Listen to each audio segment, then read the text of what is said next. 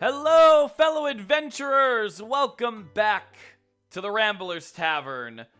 It is I, one of your magnificent hosts, Basil, not the Herb Strikes, giving you the pristine, only lads edition of the show on episode 3. The only podcast where our third episode is no guest, it's just the boys. And the other boy that makes this plural with a Z, because that makes it cool, is of course the Beard of Wisdom, the Great Black Dragon of the Midwest. We have Wormhold. Wormhold, buddy, how you doing? I'm doing magnificent, or something. See, you had me. You had me for like a brief second of like, oh, okay. Okay, what? But no, then you had to just be like, I guess. And that's my energy for the podcast, folks. It's going to be Basil's show from here on out. I'll just be popping in to say, Wait, we didn't talk about, that's not what we talked about. I'm changing the deal. Pray I do not change it again. And that is my one and only Star Wars reference you will ever hear out of my mouth, ever. Savor it, people. Savor No, don't, because Star Wars bad. I mean, yeah, but you know. I mean, No if you were here for our episode last week, we're clearly way too Star Trek pilled for literally anything else. I mean, fucking fight me. Worm, how you doing, buddy? Chat, how are y'all doing? I'm doing good. I hope chat's doing good. I think chat's doing good. They don't seem prepared for Only Lads episode today. But you know what? That's just gotta be what is dealt with today. Listen, you're getting a full day serving of lads here, guys. Like unfiltered, 100%. Non-GMO. And I don't mean unfiltered in the way like fully non-GMO. All right, no added hormones. Okay, this is a holistic farm to table lads. So, to Eladzer, no, I tried. Honestly, if I had actually stuck with it, that might have worked. To elaborate, I would have messed with that. I was a coward. I should have stuck with it. We have a couple of other guests that we wanted to bring on, but for one reason or another, generally scheduling issues, we opted in, and by we I mean I, because I do not bother making Worm do any work besides be his beautiful. Listen, when you've Worm, may I make a little uncouth joke about that may or may not involve race? Matter of fact, you should. Okay, good. Listen, sometimes, guys, like my fellow light melanin, or rather no melanin individuals, sometimes the only thing you can really do is ask your close friend to just be black and be alive. So I don't make Worm do any real work on this show besides be that. I don't make him do nothing else. It's already enough. Oh man. That's actually beautiful. I'm gonna be very real. Very much paraphrasing that from a mutual friend of ours who not religiously, but regularly would say that all I have to do is be black and die, nothing else. And I'm like, God, that goes so fucking hard. Oh man. But realistically, no. From what I've heard, Worm, is that you've got some fun articles for us, and I've also brought in some stuff, and also brought in some other hobby, like talk to bring up. Hell yeah. Yeah, you know how it is. Yeah. My brain's already going in multiple different directions, but they don't come here for cohesiveness. They come here for chaos. Worm, what wonderful things are going on in your life that are worth talking about? Implying that anything isn't worth talking about. So I've got this one hangnail, yeah? Anyways, Okay, but for real, that actually would. I was ready to be like, you have no idea how relatable this is immediately. Tell me your hangnail woes. Too immediately too relatable. 10 out of 10 podcast couldn't finish the episode. Oh, that was a recent episode of Castle Super Beast for me, but we might talk about that later. Do go on. Do go on. So, I've recently I've been in a bit of a rut on stuff to watch. Coming towards the end, my wife and I have been working our way through everything Addams Family. Every show, every movie, all the cartoons. We've got one live action movie, one live action series, the 2 CGI films, and then both seasons of Wednesday is what we have left. Oh, did Wednesday get a second season? I totally missed that. The first part of the second season just dropped last Wednesday. So by the time the second part drops, we'll have finally gotten her through. Hopefully, we'll have gotten her through everything else we've got. We still got a lot of Addams Family left, folks. But I think the second part drops in September, so it's fine. If they're not cowards, they'll drop in October. Right. But so that's what we've been doing. But that's all of my energy for consuming media has gone in that direction. Earlier this year, I got fully caught up on all the Marvel stuff. That's not really worth talking about. So the status quo has in fact not been broken. Not at all. Not at all. There are things I could say about Ironheart, but no one wants to hear that unless they're actually willing to fight me, in which case I'm ready whenever. I will say this, not to interrupt you, but I'm only I've been done with Marvel for a hot minute, but I am interested to know what the fuck the discourse is around Ironheart, knowing what the loudest discourse is, which it shouldn't be, but knowing that I know. Yeah. So one of the problems with Ironheart is that the main character has a lot of the same character flaws as Tony Stark. Uh-huh. And so when people have been calling her out on that, other people have been coming to her defense saying, oh, you're just mad that it's a black girl doing these things instead of the white guy you like so much. It's oh, and I keep getting into all these conversations you have to remember that I despise Tony Stark. Whenever you come to me about me not liking Riri Williams, I need you to remember that I despise Tony Stark. Okay?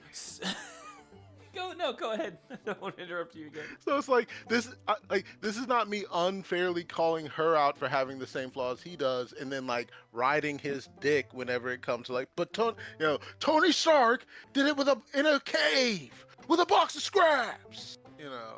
It's not that. It's I look at it like this. Okay, she's at least as smart as Tony. But she's got this laser focus on, I gotta make an iron suit. Iron suits are what's hot right now. No one but Tony Stark has been able to make an iron suit. If I make an iron suit, I'll get my name on the map. And it's but you could be doing anything.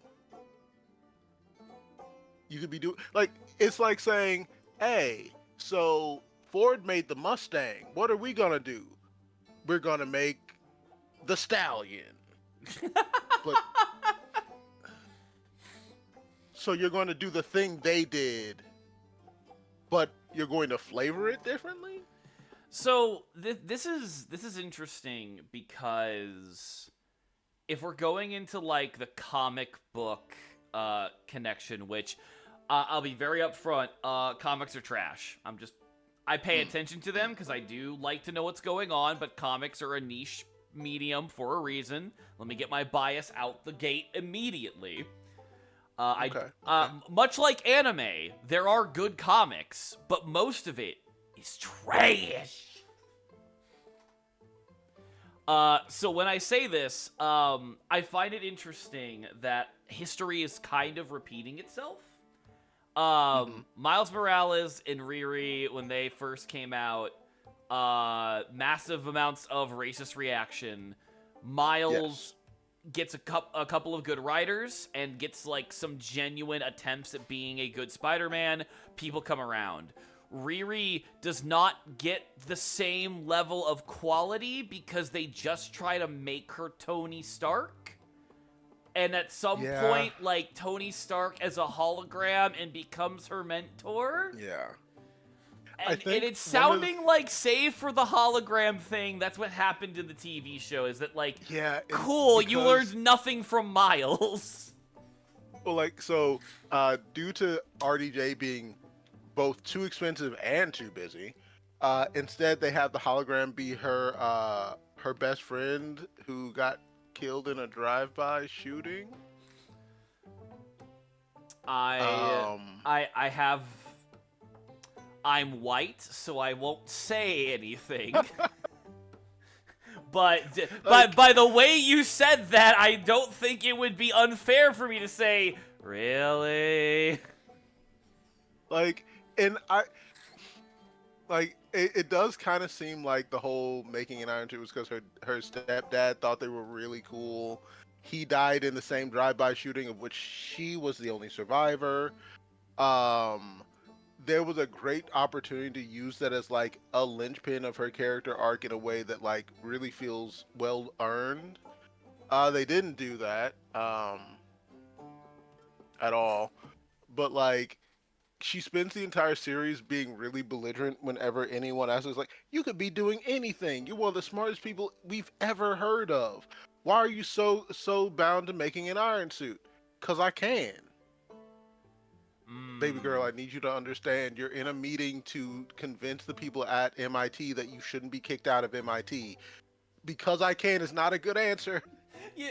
Okay. I've been on a Venture Brothers kick for a recent moment, and this reminds me of like, Dr. Venture, you've made a death ray. It's not a death ray. It's just a ray that melts buildings violently. I don't see what the problem is. It's like that's Yeah. what that sounds like to me. It's like, are we sure they thought they were making an Iron Man adjacent superhero and accidentally got the notes for Rusty Venture instead? You know what is possible. I think like one of the strengths of the Iron Man movies is they always put Tony Stark up against someone who's like really like dickish, even if they're not evil. They're really dickish people. So it's like you want them to lose, and he's charming and charismatic. So it's like if I had to pick one, I guess I'll pick the guy who's trying to, you know, trying to be a superhero rather than one of the many government cronies that's just like, Mr. Stark, we want your stuff. Give us your stuff. Why can't we have your stuff? You know, so it's like, I really fuck and with that. then like, Give us your stuff. and like that's then before you even find out that most of those people work for Hydra anyway, so they're all turbo Nazis. So it's fine. Right. And then you watch Ironheart, it's like all the people are like, no, we don't want you to lose. We'd love for you to win. It's just that you're being really out of control and we want to know what's wrong. Stonewalled. Like goes to work for the bad guy in the show. Like, are you sure you should be working with this guy? I can handle him. Spoiler alert, she could in fact not handle him. It's just it's this would be fine if this was an animated show in the early 2000s that had like 20 some odd episodes. That's not what we got. And so it's like there wasn't enough like character arc for the few episodes they had, so they didn't try. And so she ends that show somewhere just south of where she started, and it makes you wonder what you've been watching.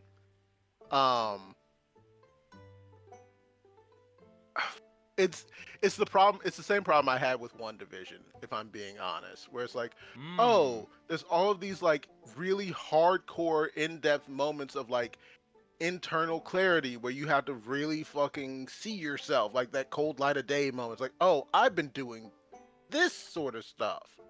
I'm terrible. I should not be so terrible. Like 13 seconds after the credits roll, proceeding to be an even worse person than they were for the entire show.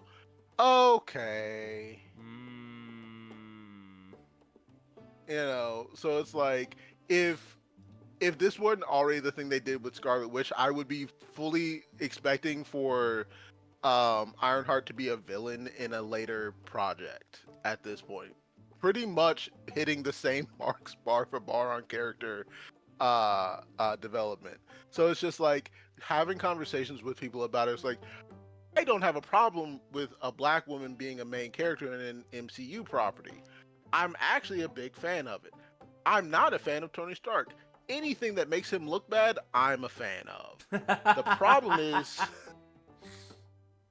problem is the black woman who got her own project did not get the best writing she could have gotten, and now it's making her look bad, and I'm not willing to look away from it just because she's a black woman. Mm-hmm. Do better. It's like, if it's the thing, like, my problem with Iron Fist isn't the fact that it's a white guy doing kung fu, right? My problem with Iron Fist was it's supposed to be a white guy doing kung fu, and the guy playing Iron Fist wouldn't practice enough to at least make you think he could do kung fu. I see. I'm learning.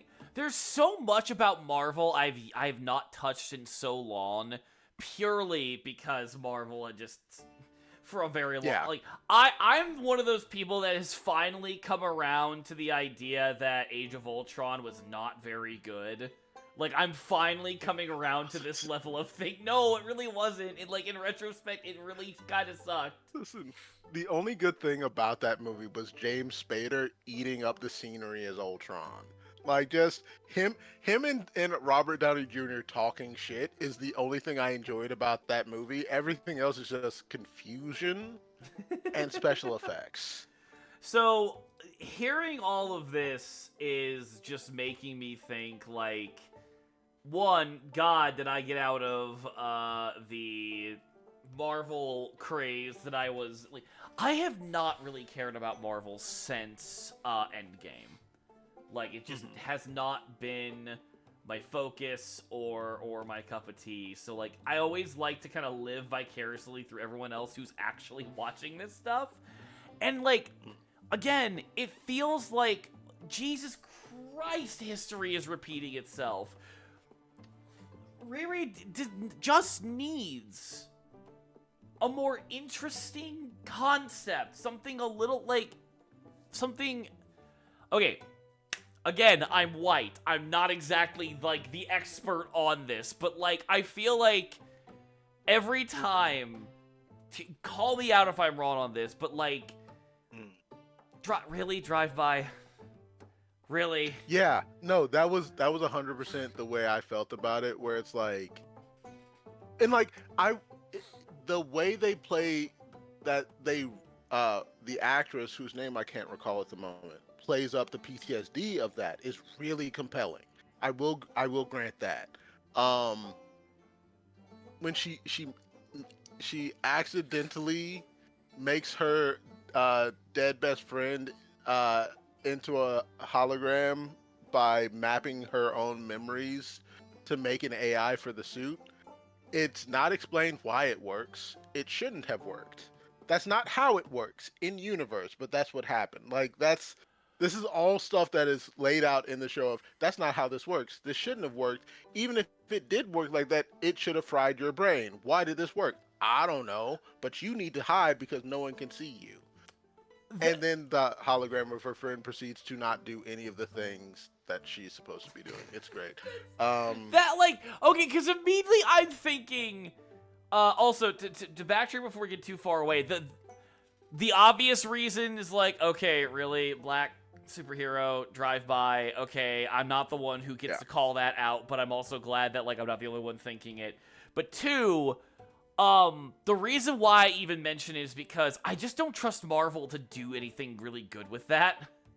Like, if it was any other story, I would be like, alright, I don't have room to be bitching about this, but it's like, it's a fucking Marvel superhero thing. It's like, it's not even, Um. Oh, I'm blanking on the name. I'm Luke Cage?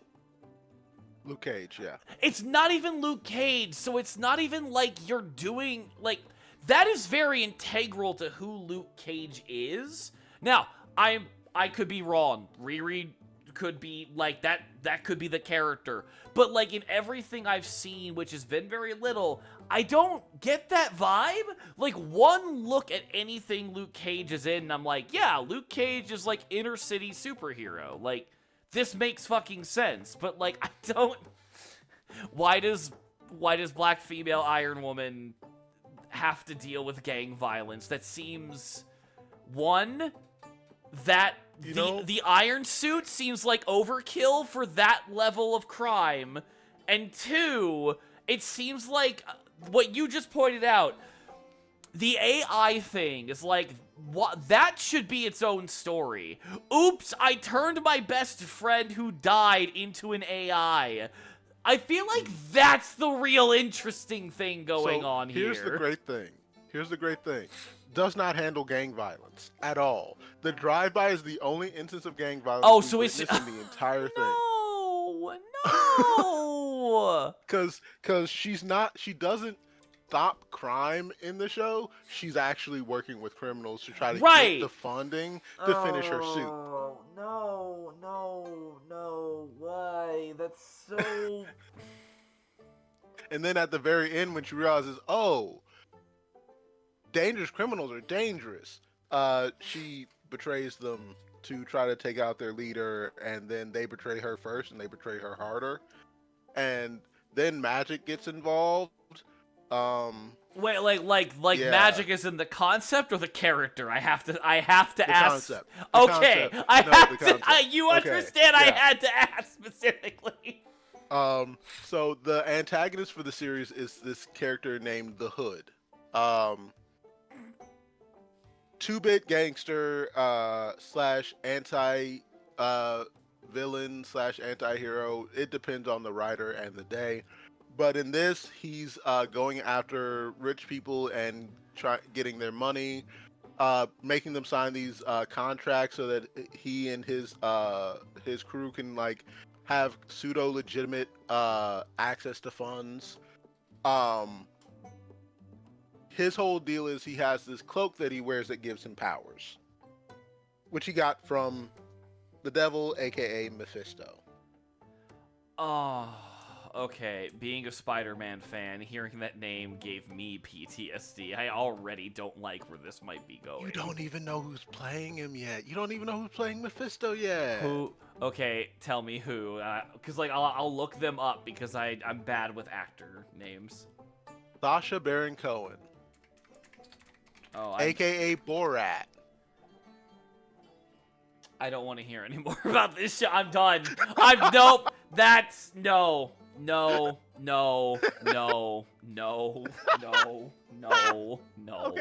hold up. He's actually pretty great. He comes off as like slime, just the right kind of slimy. Like he changes his accent in the middle of a conversation at one point, gets called out. I was like, I do what I want. Anyway, so listen about this deal. Like, he's just so gross. I can imagine it, but like it's so weird. It's so weird. Here's the thing. I'm not mad at him for taking on the role, and I'm sure he's doing great with the concept he's given. I just immediately already hate the concept of it. Mephisto is supposed to be like when I imagine Mephisto, I imagine something more along the lines of Tim Curry. I get that. I think the thing that really makes it work for me is that like every time other demons talk about Mephisto in the comics, it's like, wait, so you're like Mephisto, right? That hack? No. Because like he doesn't have a lot of personal power. His whole thing is making deals. So like them casting him as like a scummy like contract lawyer style character, I think actually works, especially for the way the MCU is set up so far. Well, like if they That's want him fair. to The take on that, MCU, yeah, the MCU yeah, has always been like really like I don't want to say afraid to be silly, but like their flavor of silly stays pretty grounded for the most part. yeah, yeah. So like they don't want to go full on into the big red you know slick talking, kind of character. Like I saw I don't remember the name of the film, but Tim Curry played the devil in with all the Yeah, prosthetics, and it's like, yes, I know what you're talking and like about. I just remember like he's trying to get old girl to sit down and eat, and I think I said, "You will sit." I mean, or stand if you prefer. And it's just like, and it's just like, you know what? Yeah, yeah. That times 1,000, forever. Thank you. All right, I don't mind that nearly as much. Immediately, weirdly enough, again, coming from the outside looking in, this also sounds like way too bloated. Which makes sense, Mephisto's involved. And like again, if you're a Spider-Man fan, when Mephisto is involved, no good things happen. Only bad things happen in and out of meta of the story. Yeah, it's a lot for such a short series. Um, they've even got if you remember the villain from the first Iron Man movie, Obadiah Stane, his son shows up as a side No, character who becomes stop! yeah. So like there's so much going on, and then um, Cree Summer, the voice of Number 5 and Foxy Love, shows up. Yeah, one of the most talented fucking women in existence. Yeah. She's a sorceress. She trained at Camartage, the same place that Doctor Strange trained at. Her daughter is an amateur witch of sorts who does a little bit of work towards the end with Riri, and that's cool. But that plot line came out of nowhere. I'm literally just hearing, hey, have you heard of a character? Well, here's their, like child version that is or is not related to them. Here's the relatable, hip, cool, new version of this character. This isn't your Here's dad. how they're related to the original character, so they get a pass for being here. This isn't your dad's Obadiah Stane. Why the fuck is the first Iron Man villain's son? That's too much. That's so dumb. What? Zeke Stane. Good old Zeke Stane. Gee. Okay.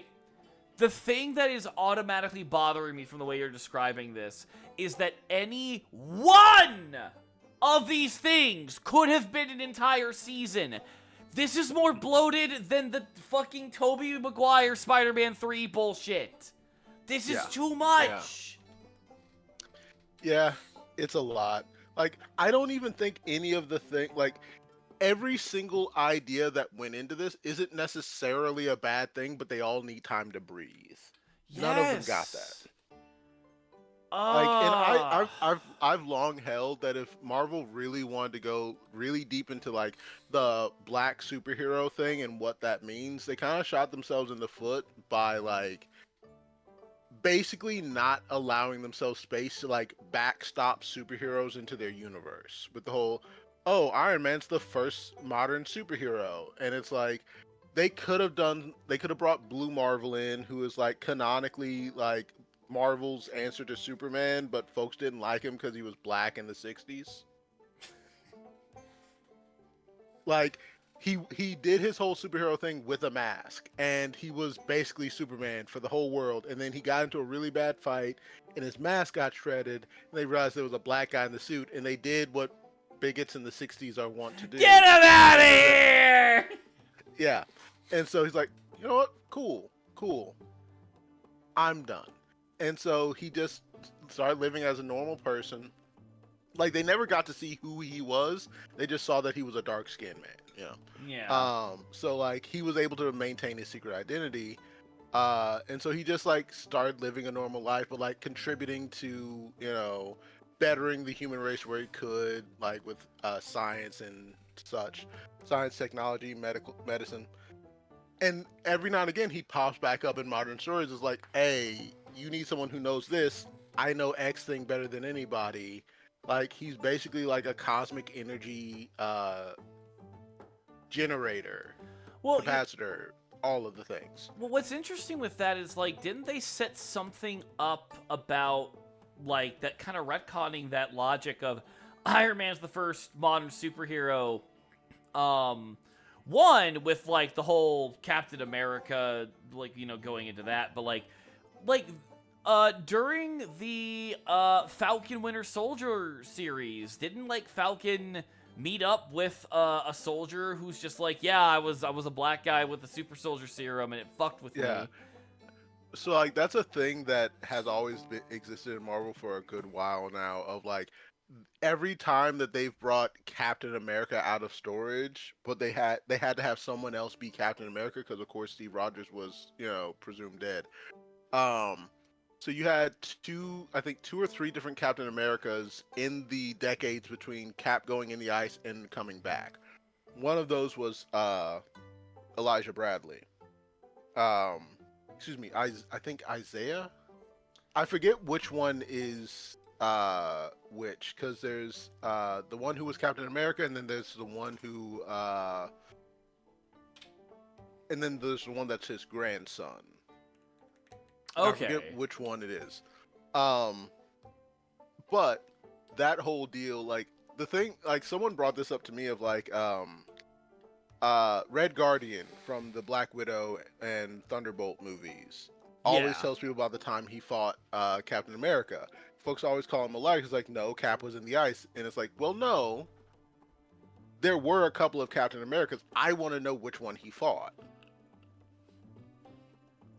Because like it Yeah. was during the Cold War, so like I don't think he would have had the opportunity to fight Elijah, but there was like another Captain America who got a like shitty version of the super soldier serum and a shield and got sent out to fight, and that might have been who he fought. But stuff like that does still exist, but like they don't really claim them in the modern day since like Steve came back. They just come back. Anyways, But so like they've that's been using Captain America the same way like Hydra has been using the Winter Soldier. right. So it's like on some, But does that's he really exist? But that's also kind of what I'm saying is that, like, if they're going with the idea of, like, oh, well, like, Marvel could have had this backlog, it's like, they already kind of wrote it into their current canon. That shit has always been there. So I feel like, It's you, just, you call I them mean, the on Blue this, Marvel? in the sense of like, Blue Marvel, yeah. But I really don't think it would be in the hard sense for of- them to, like, say, hey, this guy I was mean- always here, shut up. Well, like, the level of like public facing actions taken were like Blue Marvel was flying across a planet, like zooming into cities, waving at crowds, having parades thrown in his name. Right, Like so this was he was Superman. right. So it's like it would be like watching Batman Beyond and never hearing the name Superman, basically being told that no one by the name of Superman has ever existed and everyone agrees on it. And then later on, okay, so there was this guy. But still, it's like in the comics, I can understand like you can't do that. But like within the current Marvel Cinematic Universe, I feel like the easiest and maybe the smartest way to approach this is to just say, yeah, they were always there. And then be like, well, how come I've never heard of them? And just for Marvel to drop the pretense and just say racism. Just like, it's, You know what? it's cheap. I respect that so much. It's super easy, but like one of the biggest problems I feel like Marvel gets, at least in the movies, they get criticized for is that they try to make things so complicated, but then quit somewhere in the middle. Ergo, all the fuck shit going on in the Ironheart series, where there's way too much shit going on and nothing's being given enough time. that if your literal excuse was, wait, why have I never heard of the Blue Marvel? Oh, because he's a black guy and he was in the 60s. Oh, understood. And if Blue Marvel is Marvel's Superman, that also means that he is moving fast enough to where he could have easily just not gone unnoticed. Superman could do the things he does, but he does them publicly to give people hope. So if Blue Marvel is being forced to not do that, but then like his grandkid or even just him as an old man comes out in like the modern, like that could be interesting. That could be kind of neat. You know what? I am going to give you that one. I would actually be interested in seeing how that could come off. That's not bad. Like I will also say, if you ever look up Blue Marvel, real name Adam Brashear, but I don't recall how that's spelled, so Blue Marvel. I really want them to cast Ernie Hudson, the guy that played Winston in Ghostbusters. Oh Because yeah, he just looks like him. He just looks just like him. He kinda does! And he just stays in ridiculously good shape. Like, that man is not built like a 79-year-old, and yet. I super fuck with this so much. Like, I just need him for one good film. Just one. I'm not gonna make that man work on a Marvel schedule for an extended period of time. But, like, at least get the man the outfit. I'm just saying. Yeah, that would actually be really cool to see this kind of character pop up. And I feel like you'd be able to do so much with this concept and like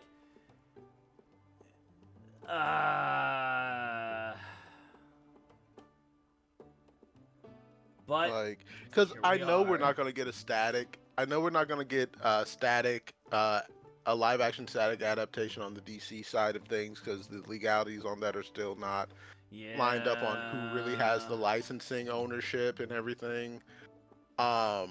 Which like, but I do wish we could, because static is so much more readily optioned to handle those kinds of stories than most properties because it's baked in. Right. Well, before Miles Morales, I feel like Static Shock was like the most like through line to a Spider-Man adjacent level hero that DC had. Like Static and Spider-Man are pretty equal in like the shit that they do with like the threats that they deal with on a regular basis. So like it really works. It just kind of fucking works. Because they both operate at like the ceiling of what street level can really mean. So it's like you don't really have a lot of characters that live in that space. You have a bunch of like pure vigilantes, like dudes in costumes that go out and beat up criminals. And then you have superpowered people who fight gods and aliens and such. And I think Spider-Man and Static both have that like really great level in between there where it's like, no, if they fail, a city could get wiped off the map. Mm-hmm. But also they will help your grandma cross the road. Yeah. So it's like there's a very interesting level of like relatability and otherness that comes with that I think really we need more of. Because it's the problem with Batman and characters like that where it's like this individual cannot possibly comprehend the day-to-day problems I go through because they don't exist in that person's world. Yeah, and it's always fun when you have that where it's like, so going back to the comparison to Superman, and likely the comparison that Blue Marvel would make a good version of, Superman is both like the godly strength character and he is also just the farm boy. Like, nah, he actually does in fact get it. Like, he does get it. Yeah. Cough, cough, if you write Superman right, thank you, current version of Superman movie, for actually doing it right, cough, cough. Like, I think if we lived in a better timeline, it wouldn't, like, the DC side wouldn't be Batman and Superman, it would be Batman and Nightwing, where both of them operate off of hope and, like, good deeds done for the right reasons. and then Nightwing is just the one where it's like sometimes you do have to irreparably fracture someone's tibia. Yeah. Which, And by it's the just way, like, no, go ahead. go ahead. I was gonna say, by the way, I'm really happy that the Batman is like the part 2 is still gonna happen. Yeah. And that there is a lot of talk of that at the very least, the guy we have playing Batman at the moment will be grandfathered in to James Gunn's DCU, which is all I could possibly ask for because, god damn it, That's not what I've been hearing. No, I've seen. That's what I've been No, seeing. my understanding was that James Gunn had no intention of those two universes ever crossing paths. So yes, so like the canonicity of it, but I was reading even today because I was watching Overly Sarcastic Productions breakdown of the Batman, and I was reading somewhere that people are like, no, like James is gonna let the actor stay Batman. It's just probably not gonna be the same canon. Which, it's nothing hard. It's just theories. It's just hopes. And I'm still, like, so I'm in the mind of, I'm really glad we're getting a Batman Part 2, but I also would love if he just got to be Batman. Like, period, full stop. Because, like, he's really good at it. I can't think of the actor's name, but he's really good at it. Robert Pattinson. Robert Pattinson was so... Like, okay, we're changing gears really quickly, but I want to go back to what we were talking about. I had no doubts. I'm one of the biggest Twilight haters. Like, as a grown-ass man, I still hate Twilight.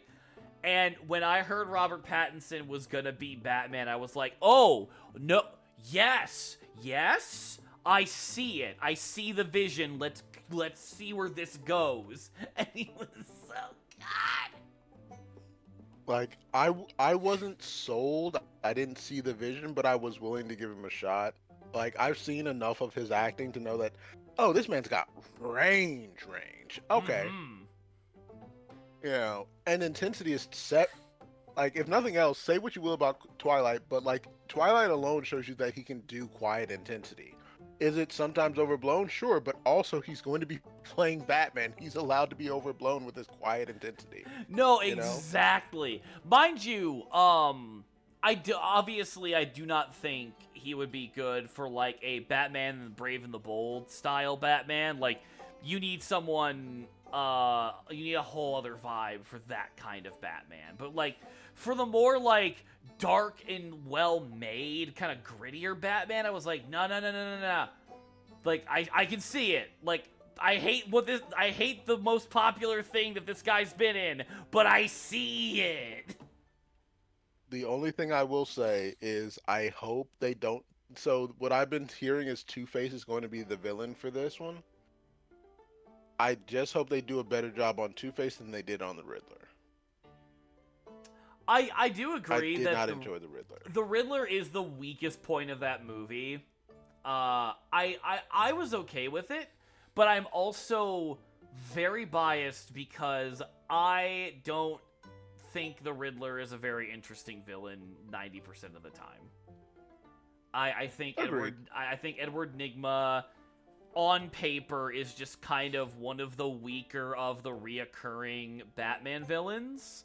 So they could have just made him the Joker, and I would have shrugged and been like, yeah, it's fine.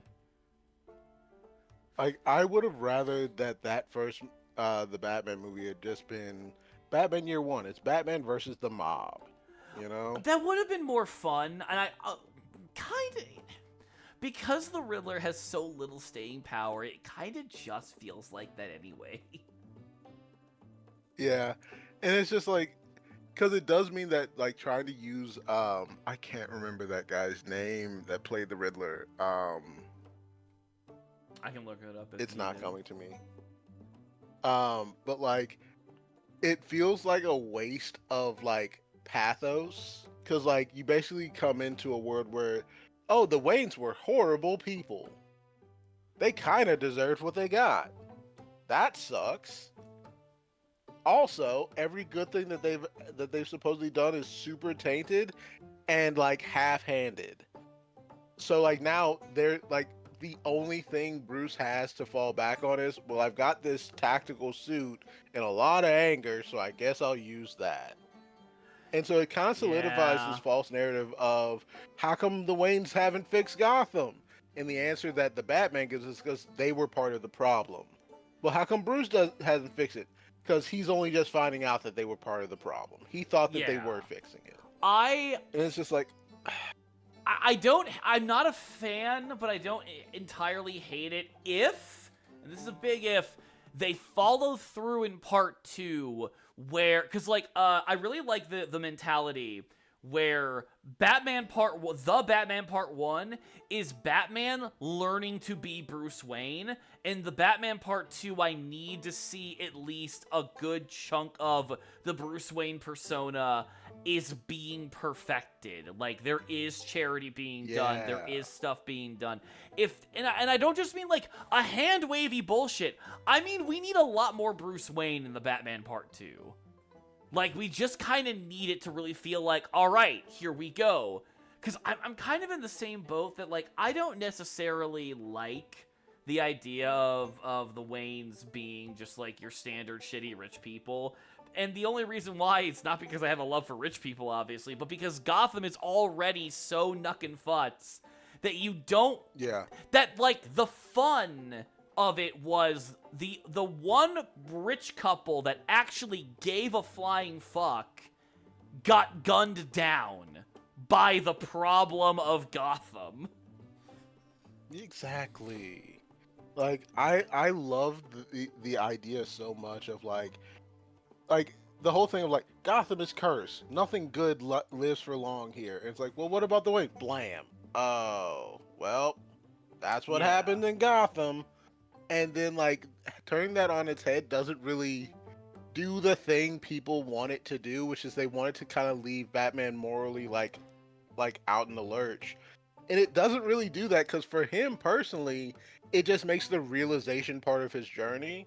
But for the fabric of that setting, it makes it a lot more dreary and a lot less like meaningfully hopeful. Where it's just like, oh, this is a bad place where bad things happen to good people and bad people. I will challenge that only slightly because I do feel like at the end of the movie, because like Bruce does a good job of taking all of that in, like from the jump when like the first guy that Bruce saves is like scared, like pissing himself, scared.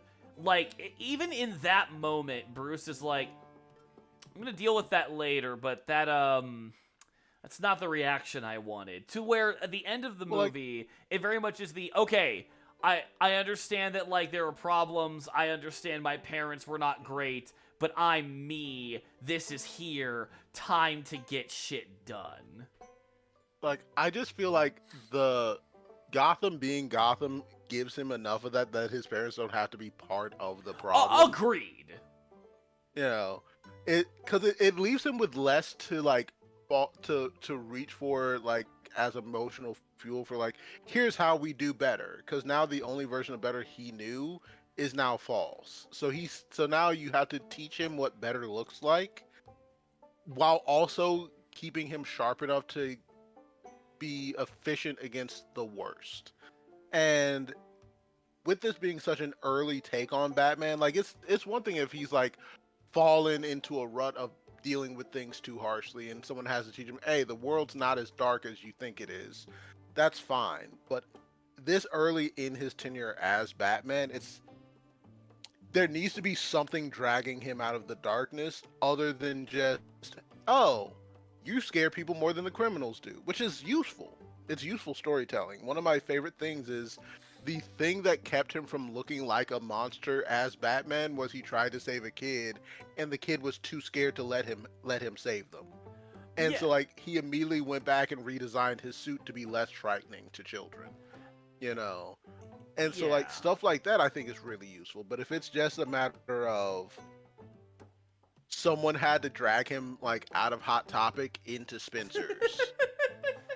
Okay, I see where you're coming from, but that's, again, where I kind of challenge it, where it's like, I don't think that is a problem in the current Batman movie. if only because at the end of that movie, it is literally Batman guiding people out of the rubble and the fucking chaos of the broken Which city. I loved. Like, if that... Which I loved. I love that. Yes, if that moment wasn't there, I would be in the same... I'd be with you, saying I don't feel like Batman is going to... Like, it's not going to make sense for him to figure out what it means to be good. But, like, he does, on his own, because the only other option is to die. Issue. Yeah, I think it's a compound issue. Because, like, even that whole final set piece starts with him full on giving in to, like, you being fueled only by rage and necessity, right?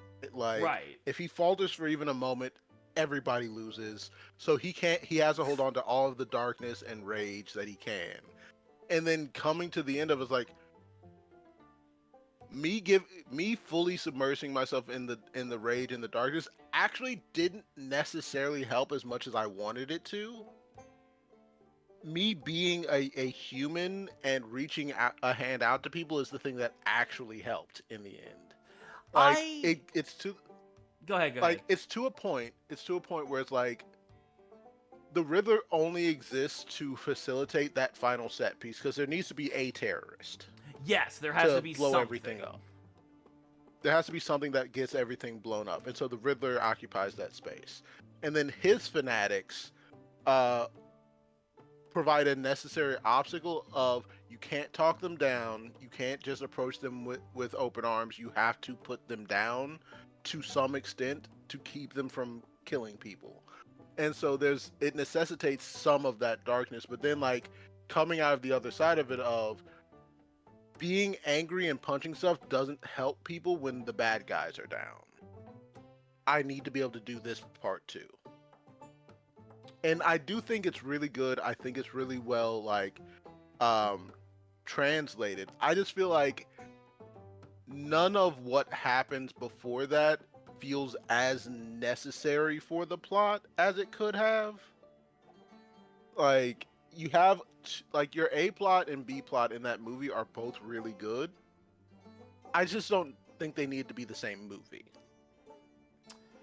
If that makes sense. I think it makes sense. And I think the thing that would have linked them, I just think the thing that would have linked them, that could have linked them, would have been like a better motivation for the Riddler that isn't so centered on, Bruce Wayne's an asshole who had asshole parents. And I'm gonna tell you all why his parents were assholes. Are you watching, Bruce? You asshole. Which is just like. I will say this. I see where you're coming from on that. I will. This is just gonna be like we watched the same movie and had two different takes. So I'm not trying to convince you. Yeah. I agree that like I kind of get that, but I also kind of liked that about the Riddler because there is a lot to be said about the sins of the father kind of concept where this dude is completely valid in like saying, hey, the rich are fucking everyone over to such a degree that this city is a menace, and I also want to go for this Nepo baby who is doing nothing. Because he isn't. He really isn't. Even without knowing Bruce is Batman, he's just like, you're just sitting on a bunch of money. Fuck you. Yeah. So, like, I think I like that level of pettiness. Here's the thing I've been saying since that movie came out. The villain should have been the Riddler. The villain should have been Anarchy. I would agree with that. Like, that character is way more better option for, like, that kind of, like, violent action as a form of rebellion. It fits his MO way better, and it also means that we don't have to do any of the, like, really weird ham-fisted attempts at, oh, this is a riddle. Mm-hmm. Look, it's a riddle. The guy uses question marks and he asks riddles. He must be some kind of riddler. And see, that's again where I'm in that mindset of the Riddler's shtick is not like I feel I'm someone who loves when you are able to take the goofiness of something like comic books or Power Rangers, and like point out, well, this is fucking weird, but also be like, nah, we're still gonna like take this seriously. I eat that shit up. I love that shit. But Like, the Riddler is like the one thing in this like grand hobby where I'm like, nah, you're just a little too goofy. yeah, like there's just no real way to like take him seriously, and if you take him too seriously, he's no longer the Riddler. You know? Yeah. No, he becomes Hush. He becomes Hush. Which, Wait, wait. if he had been Hush, like, no one else but comic book nerds would have really gotten it, but that still would have been interesting. I would have walked out of that theater so fucking jazzed, like, I can't believe they did it. I can't believe they did it. Oh my god. But yeah, but no. Speaking of Power Rangers, oh yes, please. This does tie in nicely to like, I've been getting clips pumped into my like YouTube shorts and my Instagram reels and everything for like Kamen Rider, specifically Kamen Rider Gav. And I had ignored it when it first came out. I was like, I'm not watching this. And it's like, it's a Kamen Rider. Okay, what's this theme? Snacks. Oh my god, Kamen Rider, please. It's like, I know. I know we're really late in the game, Kamen Rider, but we can't be at Snacks. We can't be at Snacks. To be fair, the thing I have learned about Kamen Rider with what little I have seen, which primarily is the space one and the one where everyone's a fruit samurai. And that, like, the weird concepts are just really weird, but they are not indicative to, like, the quality of the story. Like, the Fruit Samurai Kamen Rider has a narrative that's like, whoa, this is, like, good K-drama levels of angst, while the Space Kamen Rider is just high school superhero. Well, like, from what I've been seeing of Kamen Rider Gav, it's basically, like, space monster Game of Thrones? Like, which is like, one, why didn't y'all lead with that? But also, it's the thing, like, Kamen Rider always has such good action and such good fight choreography, but it's like the modern shows, the longer they go on, the more it's just like,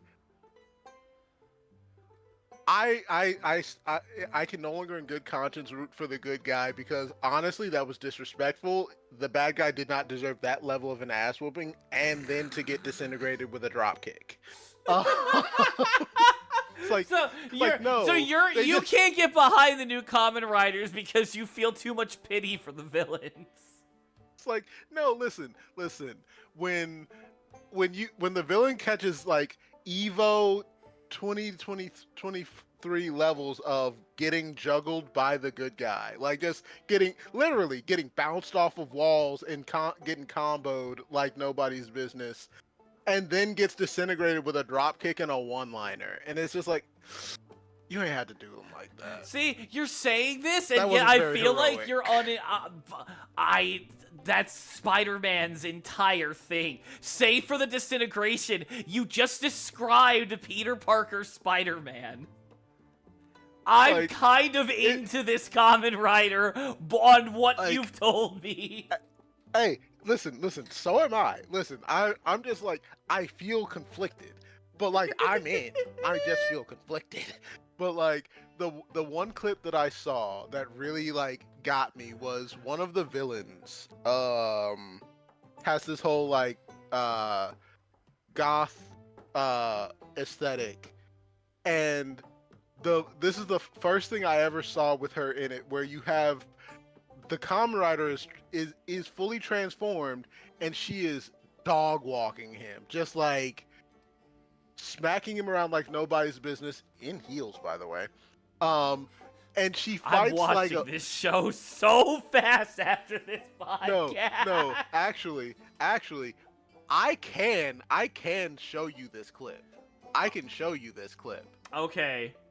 Hold the fucking phone. I'm gonna temporarily turn our background music off because actually no, just to be safe, I'm gonna keep it going because I don't know if I can show this clip without us getting hit with copyright. But I will take a moment to watch it all the same. Yeah, because this is just like let me share my screen really quickly, because I want you to really get a look at this. All right.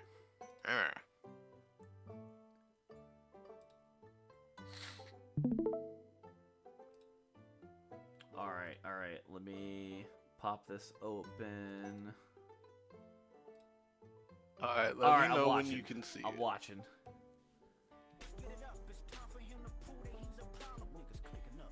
Let me go ahead and take care of that volume. Okay. Oh! Not with the back heel kick! Oh my god!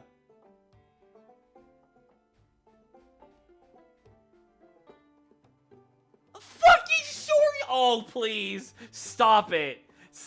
This is great. And with the heel stepping on... Yeah. Mommy, sorry. And Mommy, then she just walks. sorry. Yeah. Mommy, sorry. Yeah. And then she just walks off and leaves him there. Like, I have to have it.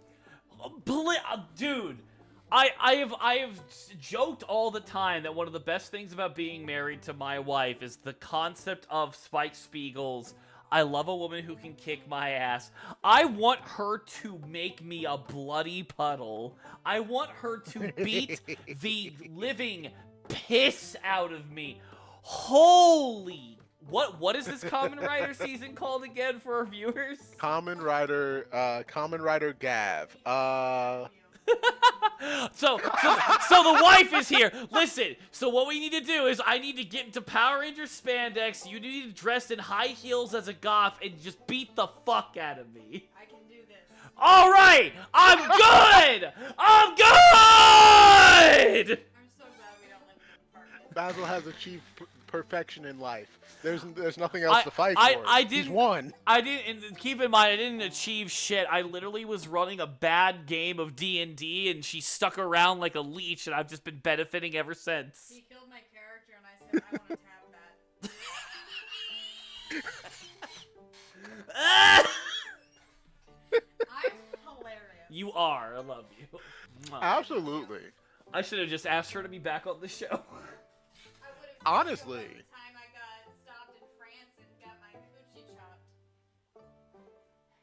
Hey, What? So guys, you want to learn this story? No, hold on to that for next time. Now we have reasons for people to come back. I'm gonna brush my teeth. The and go deep to bed. lore. Love you. Me too. Oh, it's a little early for you to be going to bed. I'm sweepy. Okay. I'm sweepy, guys. Oh, I love my wife so much. That was so awesome.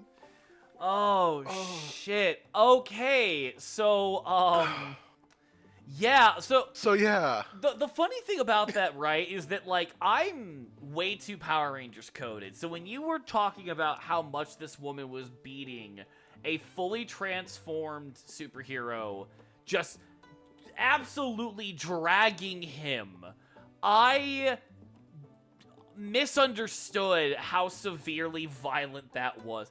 Chat, Yeah. for you guys to understand, imagine like what it has to be like 5'6" at the tallest goth Asian woman grabbing a Power Ranger, headbutting him, not transformed. She's not transformed, mind you, just the Ranger guy. And he's the one that goes flying into the wall, making an indentation like Broly from Dragon Ball Z just clotheslined him.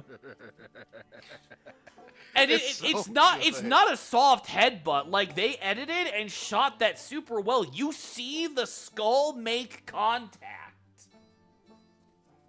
Like, he doesn't get a single good hit, and the one hit he lands, she eats it.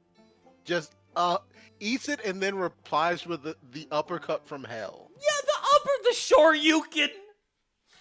And what's so great was I wasn't even able to react fast enough to the Shoryuken because she already went for the fucking, like, Scythe Strike on top of that. Like, he gave her his best haymaker. She laughed and said, "Grit your teeth." Shoryukened him, and then I don't even know what to call that. Ruby could never. Okay. Oh, I'll tell you what it was. It was literally combo breaker. It was literally that whole shit. It was so good. Ultra It was like combo. it was like watching live action Guilty Gear is what it was like. Yo, that's actually very appropriate. Oh Jesus man, like Christ. because that was a full-on Faust combo, is what that was. Oh my god. Oh shit. Bruh. So like that's a thing that I now have to get into. Like, and am I only watching it for her? Yes, I'm only watching it for her. She's the only reason you have to watch it. But now, if everything else is just a cherry on top. Yeah. And that's like one of the new Power Rangers seasons. I don't know if it's the most recent one or not, but I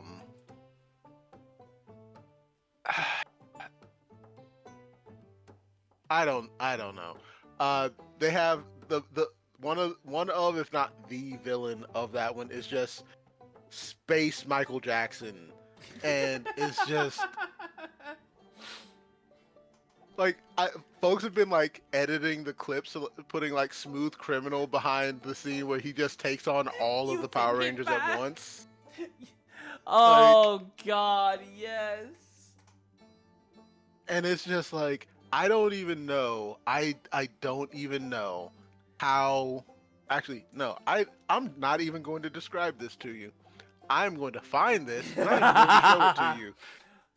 Well, while you find it, I do want to backtrack back to the Batman discussion really quick because I want to throw in kind of the capper for my scene of it. I 100% I actually kind of agree with a lot of what you're saying about like the direction of like where the villain is, where everything is on that.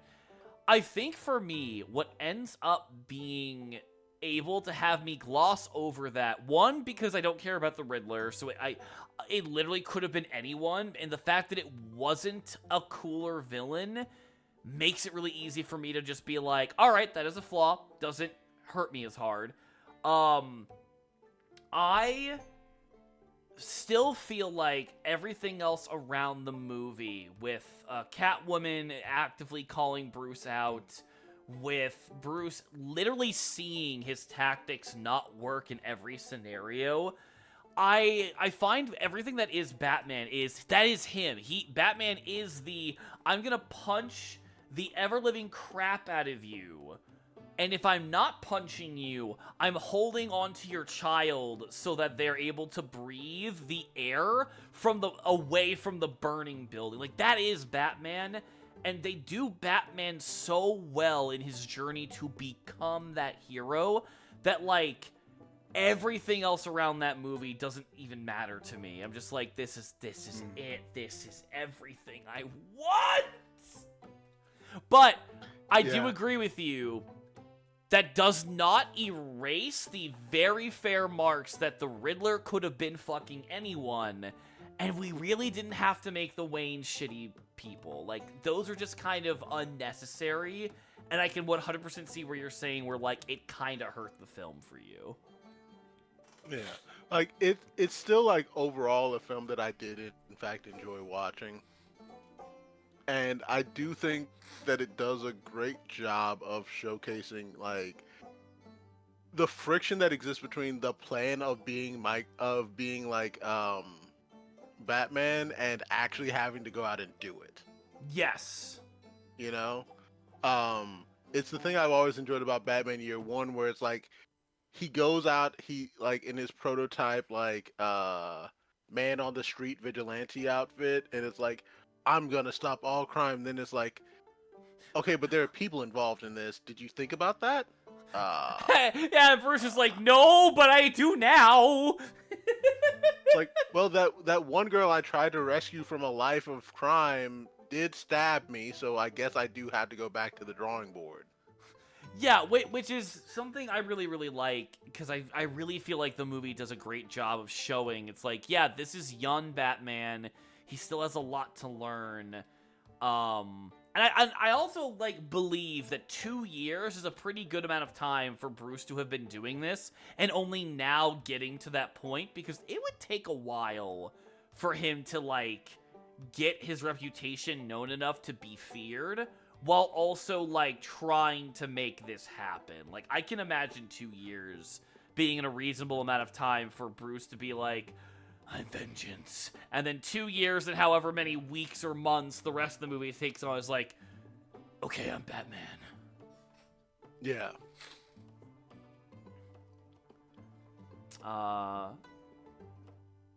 Okay. You're gonna get the clip. Yeah, I got the clip. All right. You'll have to send these to me later so I can, like, put these in the description for the VOD. Yeah. All right, let me go ahead and watch this.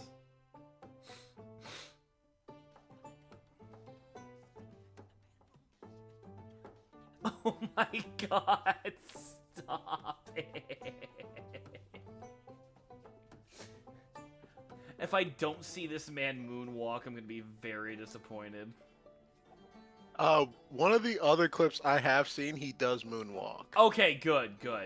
Damn! Oh!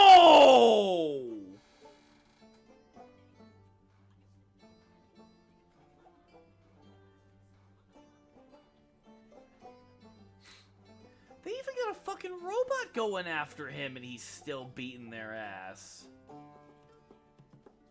Also, can I just say, I really hate the suits. Oh, God. Oh, yeah, I can't stand the suits. Oh I can't my stand their suits at all. God. Like, Yeah, But still. that was actually sick as hell. That was really Like, cool. there's one I haven't been able to find again where it's just like, it's him getting ready to come down to Earth to, like, address the troops. And you see him, like, getting dressed and ready. Like, he stops on his way out of his room to grab his hat and put it on and make sure it's tilted properly. And you see a laser come, what looks like a laser come out of the ship. It's just a stairway made of light. Oh my God. They're going so hard on this. So hard for no reason. And so it's just like, you know what? Maybe he should win. I don't know. You know what? Sorry. I'm so sorry that this dude's fucking swagger is so good that I just want him to win. Sorry. I'm just saying, maybe we should hear him out. Maybe we should. Maybe humanity deserves to die. You know, like, I'm not saying everybody, but I mean, let's see what he's talking about. Let's just see. Imagine the two of us just being like, we're shaking our heads and booing everything Trump does. Then you have someone who's just technically a million times worse because he just wants all humanity to die, but it's just Michael Jackson. And we're like, yeah! Like, I knew he was coming back. He's killing people. Jackson comes in, it's like, it's time to annihilate all the human I think in the race. show he does actually do that, by the way, when he fights. I think all the people deserve to die.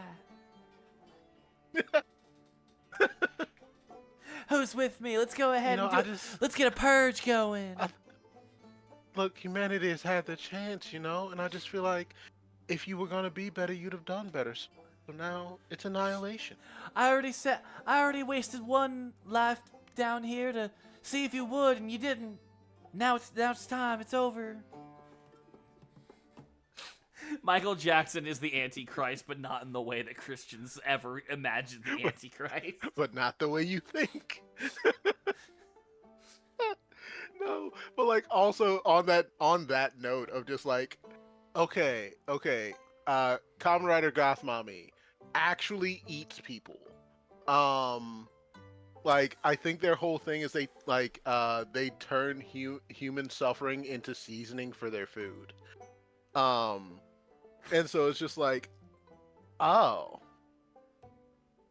oh, no.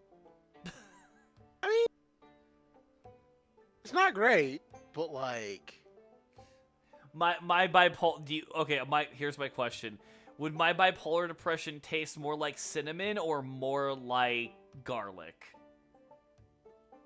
allspice. I don't. So, Spicy. I don't like that answer, spicy but and I fragrant. agree with it. Spicy and fragrant, a little bit bitter. I don't like that answer, but I also agree with it.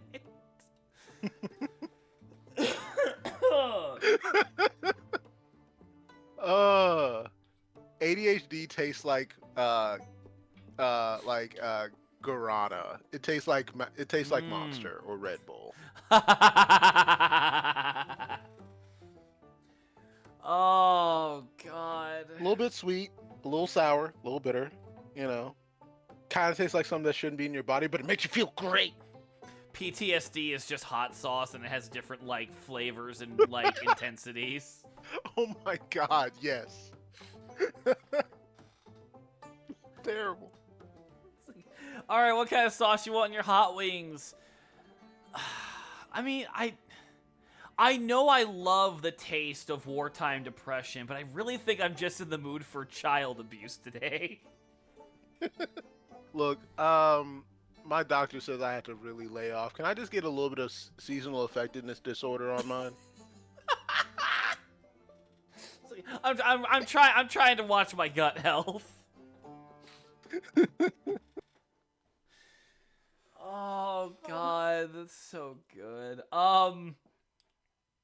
Anything else before I get to yap at you about things?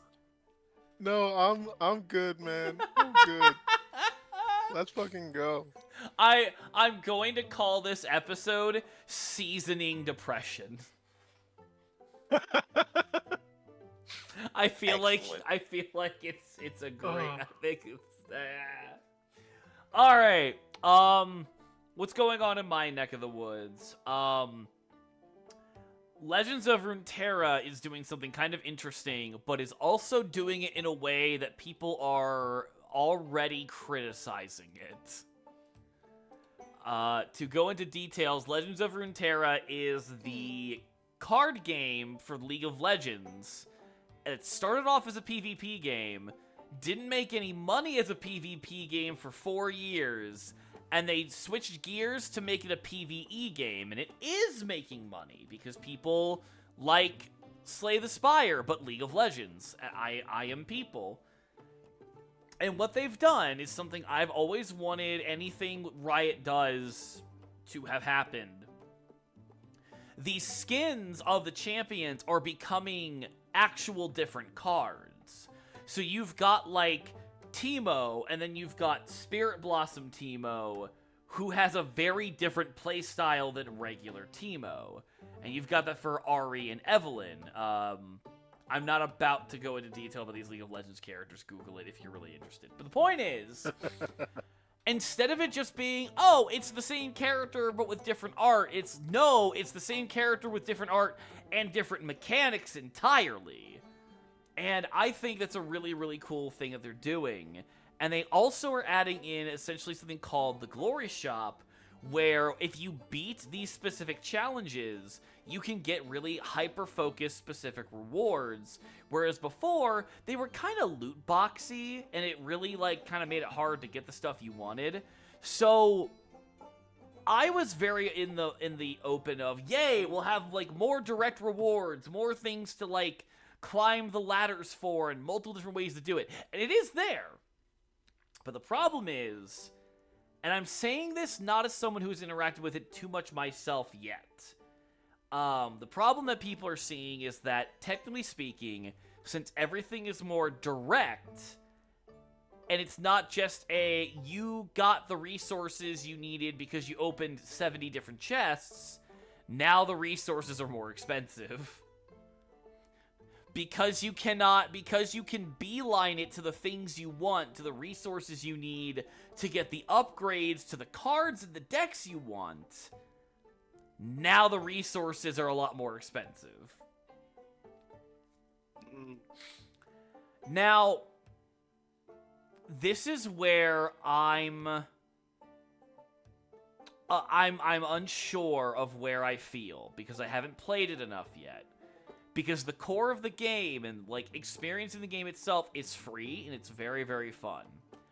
I am someone who pays for the battle pass. I'm someone who pays the $10 to, like, get rewards for playing the game. Because if I'm having fun with the game, I might as well spend a tenner to just play for a month and get cool shit. It has treated me well up to this point. I have no regrets. Makes sense. I am unsure if the complaints that people are putting in are free-to-play complaints, because that is what it kind of seems like. Now, don't get me wrong. Yes, I get it. It's shitty to see what cost you less time and less effort to get originally, but was more random to get, rather than, hey, here's a direct straight line to the thing you want, but you have to try harder and farm more. I get why people are feeling that way, but I still potentially really like that outcome more than having to, like, roll on a loot box, essentially. Like, I do not care nearly as much for unlocking a loot box and then maybe getting the champions and the power-ups I want, versus doing the monthly challenges and then just getting the shit that I want. I just have to work harder for it. Like, that's better to me? And yet I understand, like, free-to-play players like, oh, well, this is going to be harder for me to get into it. I'm like, that's kind of the point. That's kind of what free-to-play games need to make money. And I feel like between a battle pass and doing monthly challenges, if you're spending $10 to $15 to play the game that potentially costs you nothing, that's how this game should be, in my opinion.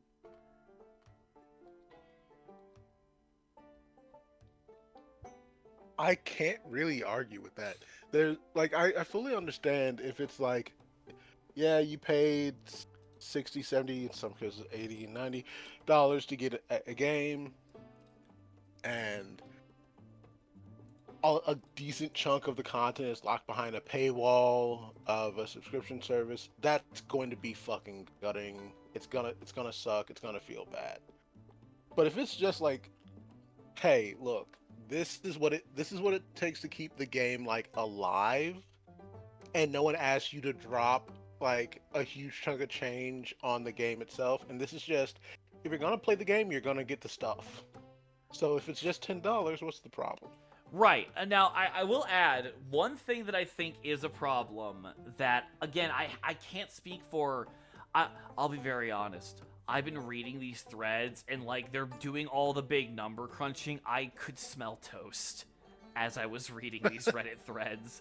Because, like, this is the same reason why, like, I need someone to break shit down very, like, simply for me when I do raids in FF14, because there's a point where someone's like, yeah, and if you do this ability at this timing with this thing going on, and then my brain is like, I know what you're saying, but I also kind of don't.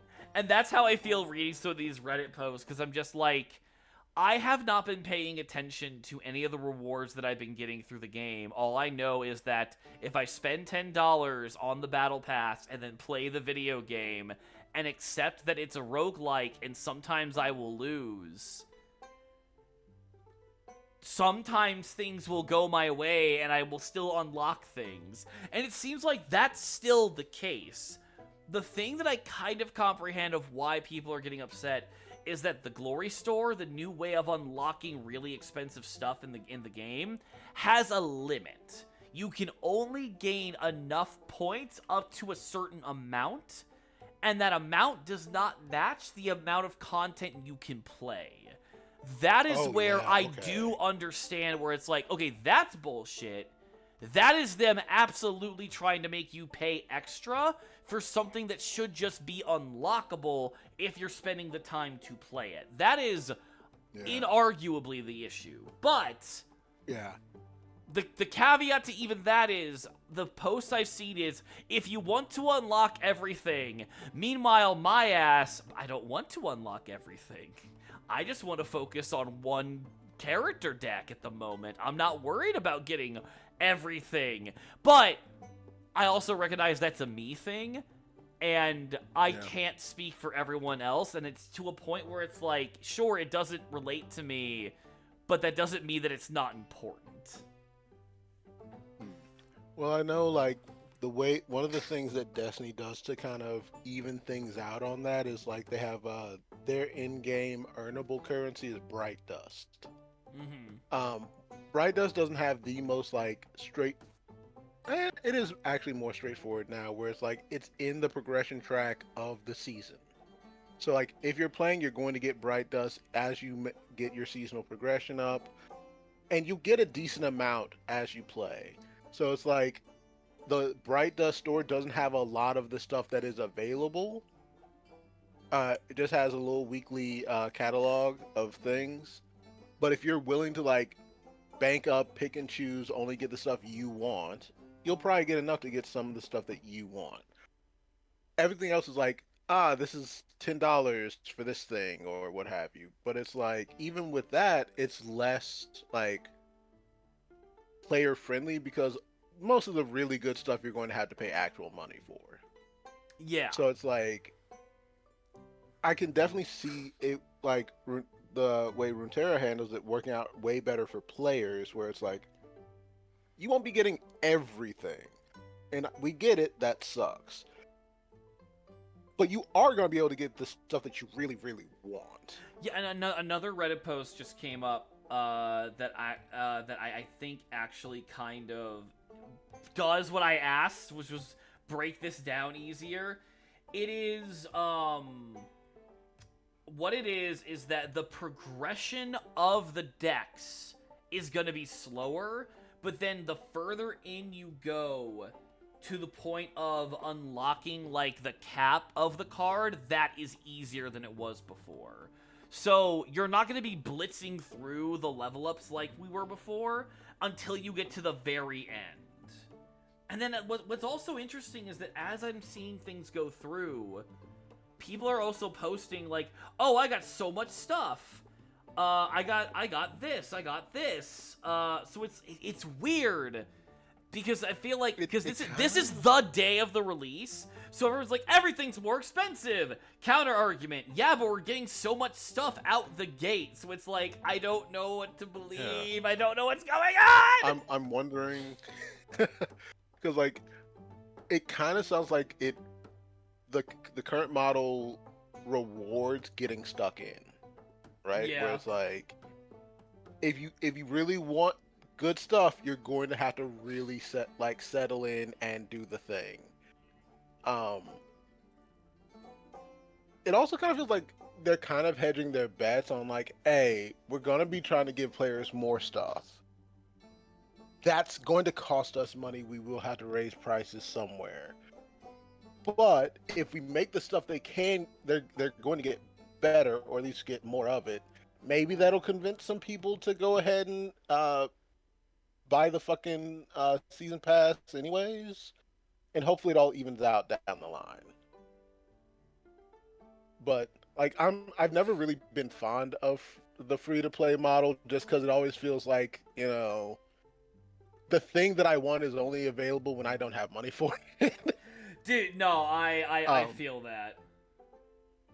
But I can certainly see how, for a developer, it's like, hey, listen, we're trying to get the best of both worlds. We want to make more stuff. We want to give you more stuff, but doing that costs money. And, you know, the people we get our money from, as far as investment goes, they gave us all they were going to give us, so the rest is going to have to come from y'all. Okay, and then I'm going through this more and more, So this is making more sense the more people are talking about it, and thank God, because when I was reading this a few hours ago, I'm like, I don't understand. I'm so confused. You cannot, if you do the battle pass and you do the event, you cannot be expected to currently max out even one character. That's the problem people are having. Wait. Yeah. So this is making way more sense, because I'm looking through this, and I'm like, there's a lot of numbers being yelled at, but, like, it seems like we're getting stuff pretty generously, and then people are like, no, you don't understand. You won't even be able to get one character maxed out if you even focus them. And it's like, oh, that's what's making people mad. Okay, Yeah, Riot, you fucked up. That's what we call a justified crash out. Yeah, no, okay, like, no, this makes perfect sense now, and I'll say this. When I get a chance to actually play through the content, when we come back next week, I will personally be able to be like, yeah, no, they fucked up. Because I'm also still wondering, because this is literally the launch day, I am wondering if people are misunderstanding, like, what they're going to get, like, how much stuff is going to be unlocked as you do the event, as you do the rewards. I need to see more and probably experience my own. But from what it is looking like, people are like, fucking really? This is all we're gonna get? To give an example, there are these, like, crystal clusters you're supposed to get to, like, help level up the character. And what people are seeing is when they beat certain parts of the event, they're only getting, like, one cluster out of a needed of 60. That's... Excuse me! Yeah, that's... Okay, I get it now. I hate to say, I'm on Reddit's side. It's hard to say. But no, I get the player base, I understand. And this also sucks because this is the thing. Again, Legends of Runeterra started as a PvP game, and a PvP game that made no fucking money, but people really, really liked.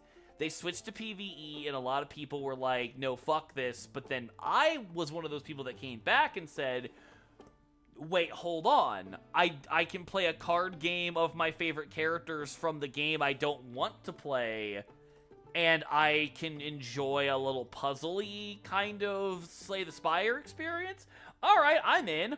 I've been leveling up my characters, leveling up my champions, spending a little bit of money here and there, nothing too insane. And been pretty fucking happy with the game. And that's how a lot of people feel. Now, we're at a point where the game has been making money for almost 2 years out of the, like, 5 years it's been out. And suddenly we get hit with all of this BS. And it's like, we were giving you money to help you survive and stay alive, and this is how you betray us. It's, in short, we all forgot that this was a game by Riot. Yeah. And I can't bring myself to be super mad because, like, I think I always knew. Like, I've been enjoying the game, I've been having my fun, but, like, now seeing Riot pull a Riot, I'm like, there's a $500 Ari skin, but in a different flavor. Okay. Well, there we go. We got to... So, I bring this up because I was going to talk about, like, oh, it's so cool. We've got alternate universe characters for the champions, and that might mean one day I get my cowboy samurai Yasuo. And now all it really has turned into is, oh no, Rito pulled a Rito.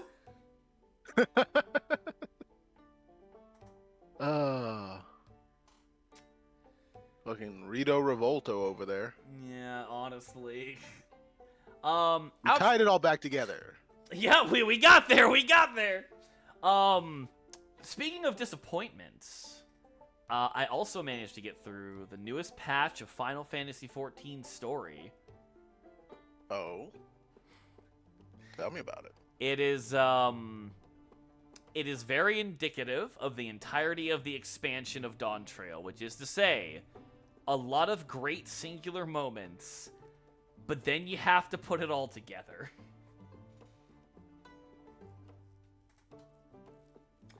And the puzzle pieces don't fucking fit. They absolutely... It is... I can actually give you a good example. There's a moment in this newest patch where an NPC character dies after we get to know them, and it's done with really good music, really good camera shot, really good editing, with all of like the people talking about how cool this guy was, how much they're gonna miss him. We got a really tastefully done flashback sequence, and not like in the flashback you see the cutscene. It's still images of these really well like made images of like shots in game as the person is describing to you, yes, back in my day, this guy and I, blah blah, and it's voice acted really well. And then you remember this guy has been here the entire time and only just became relevant.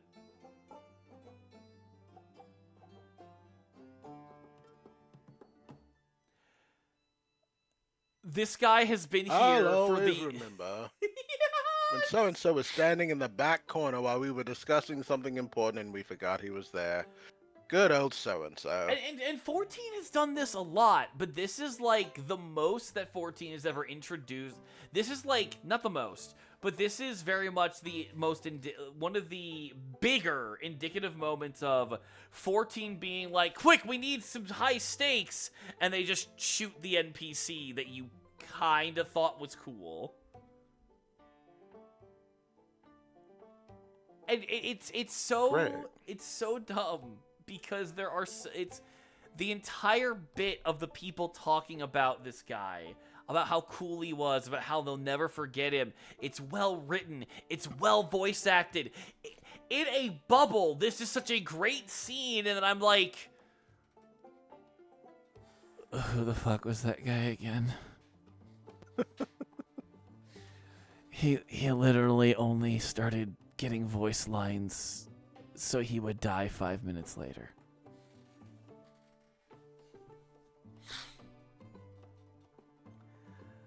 And I find that the entirety of that is just indicative of Dawn Trail in itself, because it just continues. There's really good moment, really good moment, really good moment, and then I start using my brain, and I'm like, damn it, you guys just did not know how to make these things connect. You really had great ideas, but can't get them to fit.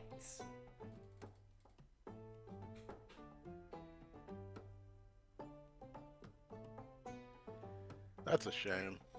Yeah. I think a lot of these companies, their writing teams have a really hard time dealing with, like, I don't even know what to call it. Would you call it character integration? Like just making characters feel like meaningful throughout the world of the game, so that when these moments do come, they don't feel like they came out of nowhere. Well, I can tell you the problem with Dawn Trail's writing stems from the fact that it started off as us going to fantasy South America to help a prince character become king. And then in the middle of that expansion, we do it, and then we go into fantasy cowboy world, implying we're going to go on a completely other adventure through the second half of the adventure. And then just as the cowboy world, like the cowboy area, starts to wrap up its little mini plot, and I'm like, yeah, great adventures in fantasy South America. Why is there a Phantasy Star Online character over there? Why is there why is Xenoblade in this game now? What? Why are we retreading the same concepts of what does it mean to be alive that we've done for the last two expansions, but now everything is robots? I wanted South America Fun Time Kingdom competition game. Why? And to translate that to make it make more sense, literally Dawn Trail, my biggest criticism of Dawn Trail has been it was two different plot points that could have been an entire expansion, And instead it wasn't. It is. We're bringing it back together. It's the same problem that Ironheart has. Oh. There's a lot of great ideas. There's a lot of good concepts, and none of them are given nearly the amount of time they needed. And again, I did not want to get Cyberpunk out of my Final Fantasy respectfully. Get this Cyberpunk fucking shit out of my fantasy game. Was so upset that that's what I had to deal with.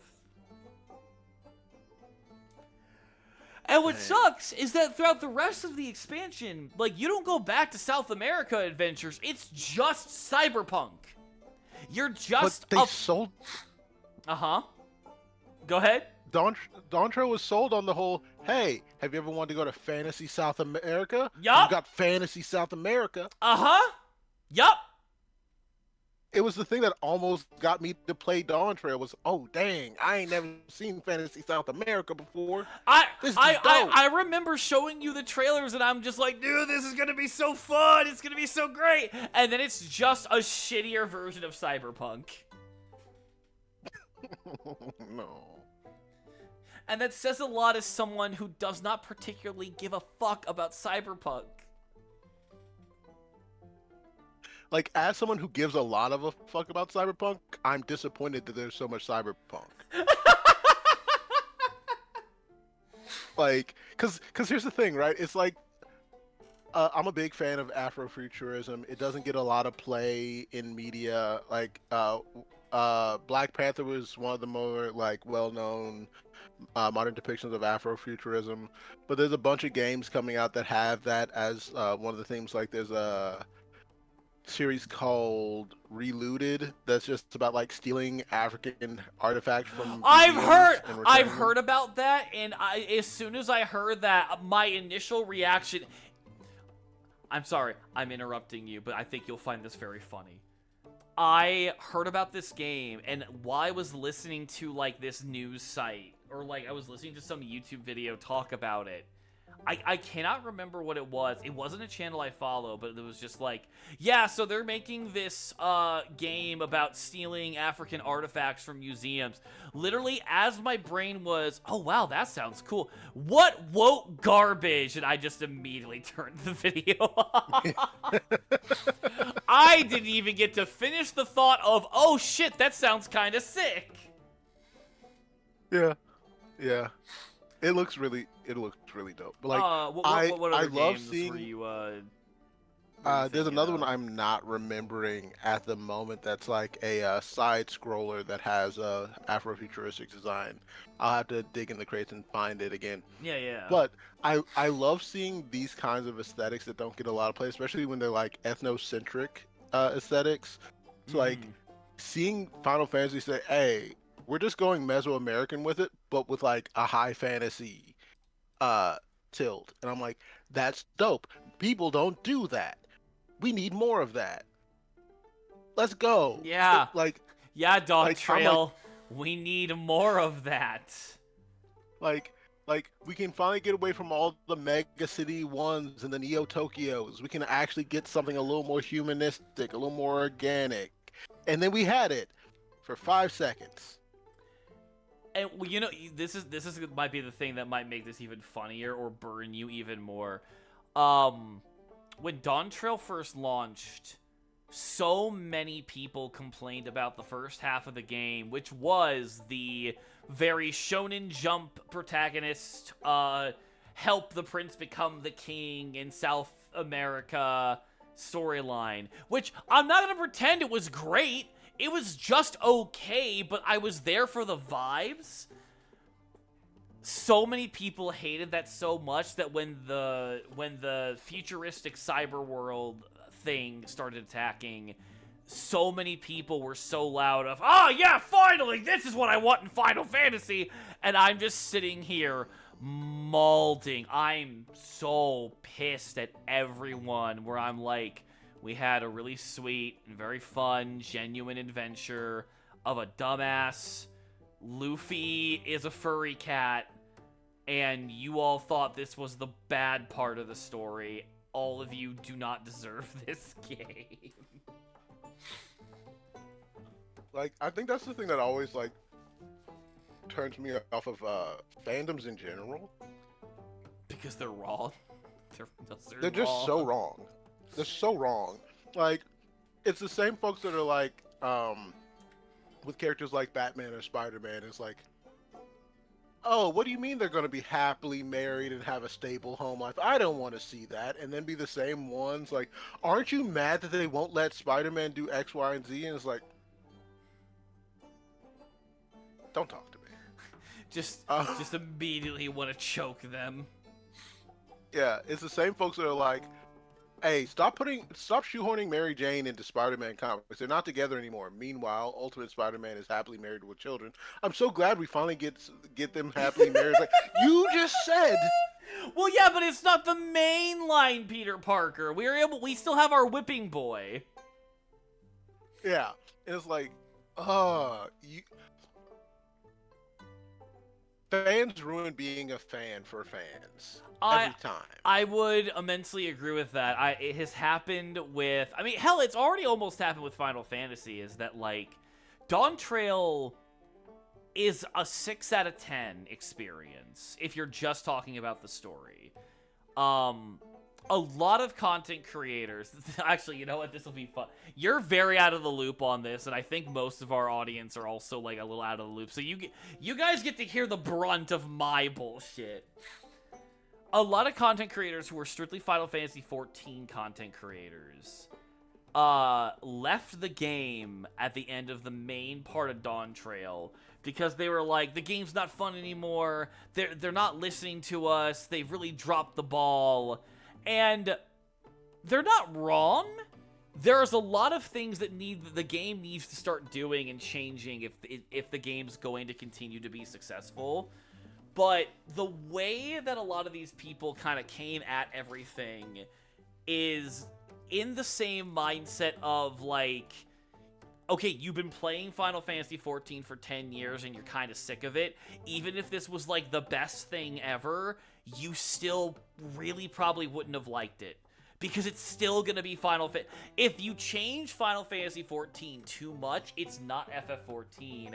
And that's the only way that you probably would have liked it. And again, I say that because these are the same people who were praising the second half of Dawn Trail, and they are now saying, oh, you know what? The first half of Dawn Trail was where all the real potential was. And I'm over here sitting and malding being correct!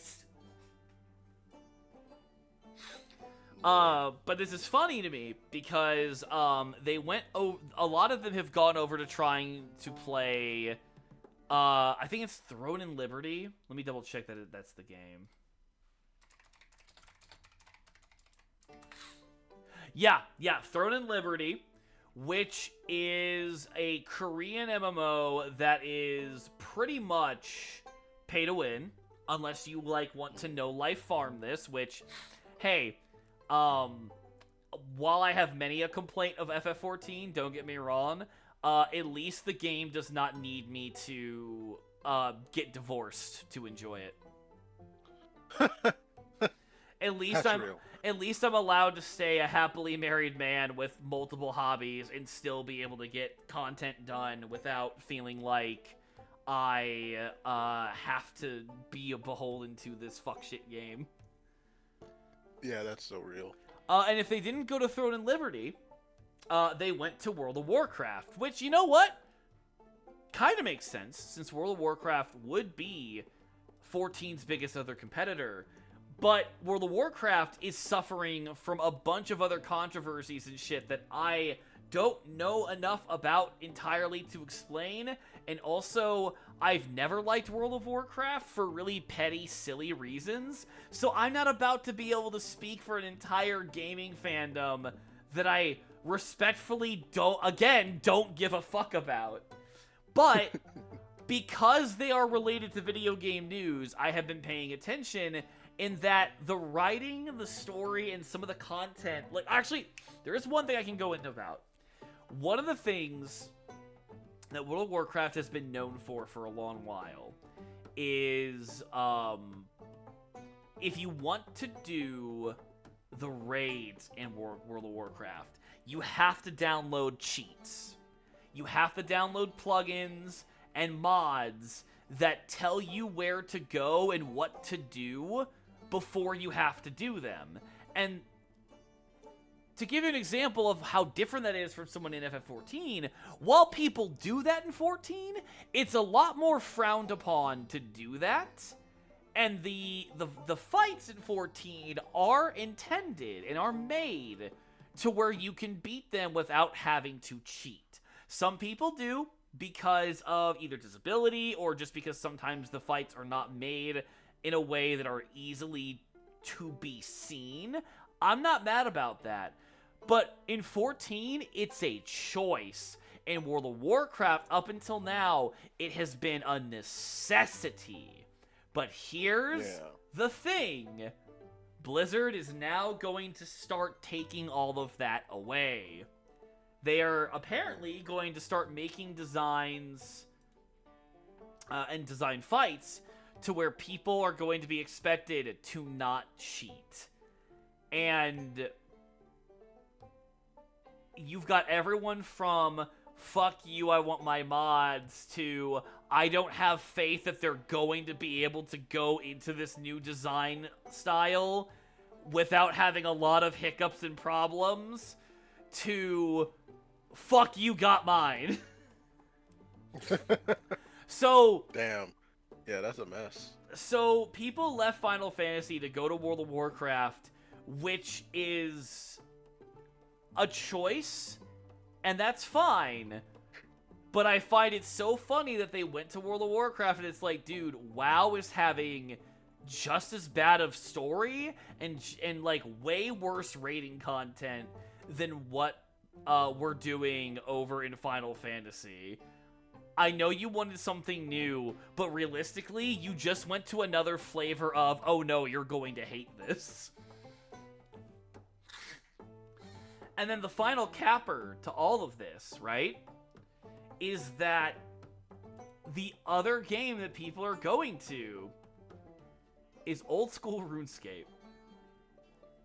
Yeah. Which I actually don't think is a bad idea.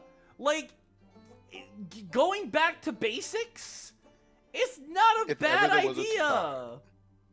Yeah, if ever there was a time to get into RuneScape, this might be the time. But yeah, so the MMO, this is also why I don't like, this is why I don't say I'm an MMO player or an MMO fan. I literally only play Final Fantasy 14, and no other MMO does enough of what 14 does, and different enough to make it worthwhile. I've tried Guild Wars 2, can't get into it. I have already mentioned that I just don't fuck with World of Warcraft. It's for really petty reasons of I think the game's ugly and I think its story is ass. It's as simple as that. It's nothing, no other reasons. I mean, for a while it was also because Bobby Kotick and Activision Blizzard, but now that Microsoft owns them, it's more so, nah, I still just don't like your shit. It's not for me. Yeah, it'd be like that. And again, this is not to say that 14 is flawless. Again, its story right now is the weakest it's been in many, many, many years. And I do agree with a lot of the changes people are saying has to happen to the combat in 14 if we're going to have a game that is going to be very healthy and very fun to play in the future. But it's just so funny to see people jump ship like this, and it's like, guys, World of Warcraft is at best having just as bad of a time as Final Fantasy. Like if what you wanted was an easier time of it, you picked the wrong one. Mm-hmm. I suppose that's the thing that always gets me when folks try to jump ship from like fighting games, where it's like, I'm gonna go play Guilty Gear. It's like, I'm not gonna lie, you've been playing Dead or Alive for a long time. Maybe don't go straight the Guilty Gear. Would you Once suggest them to go into Tekken or something? Is that more yeah, like an easier transition? yeah, where you don't need as much technical acumen in the game to have a good time of it, Hmm. right? Um, it's what was it? Virtual Fighter has a new game that they're coming out with, and they did a showcase for it, and it's looking like it's a really good mid-range fighting game where it's you've got really a really good fighting like uh vibe as far as fighting goes.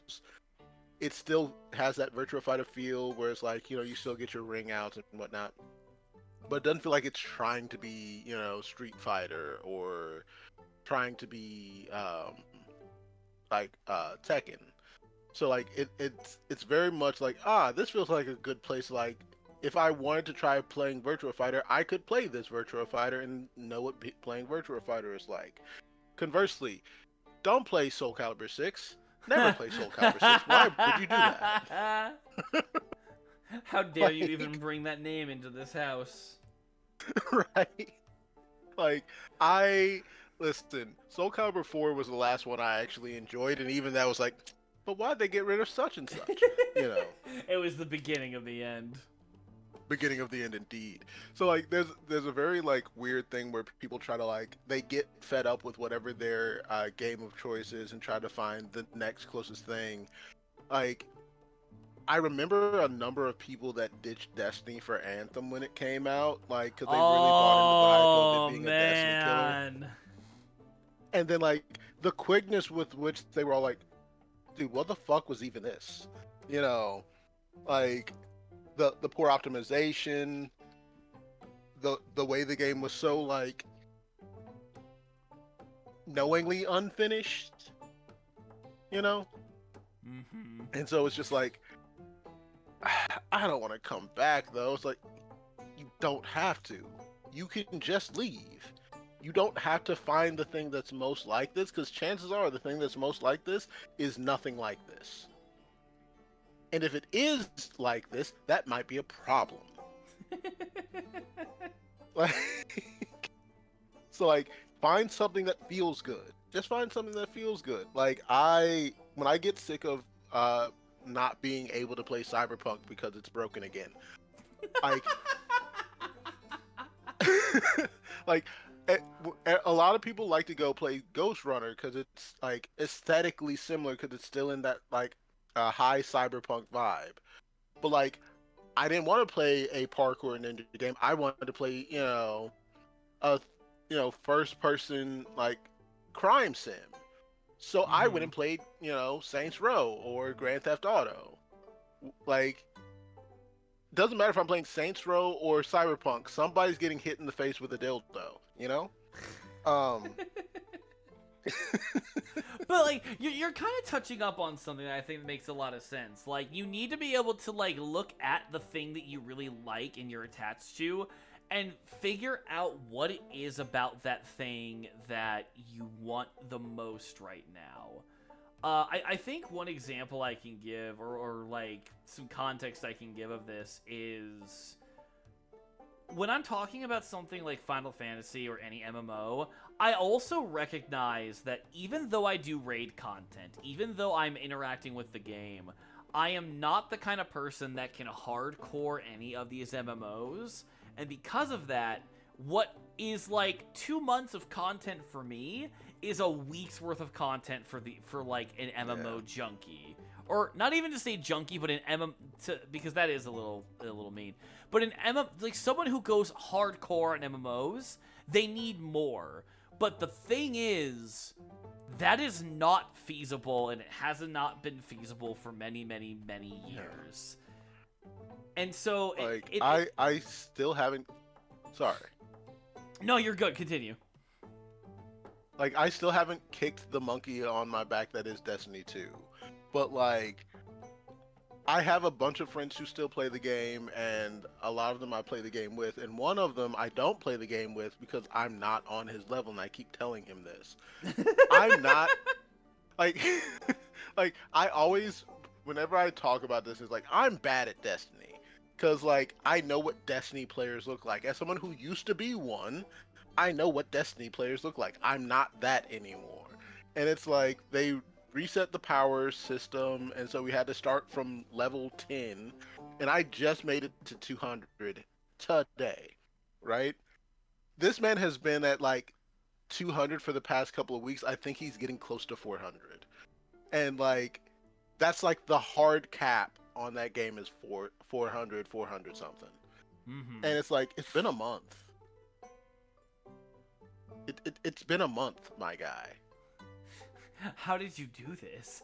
And then Like just because that's like a few hours in the game, like four plus hours a day, almost every day a week. Pure commitment. I can't do that. no, and like that is like one of the things where it's like I cannot. I'm not saying this to be like, oh, you guys are doing something unhealthy. No, it's the idea of I can't relate to them because I'm not them anymore. Yeah. I cannot dedicate myself to that kind of thing.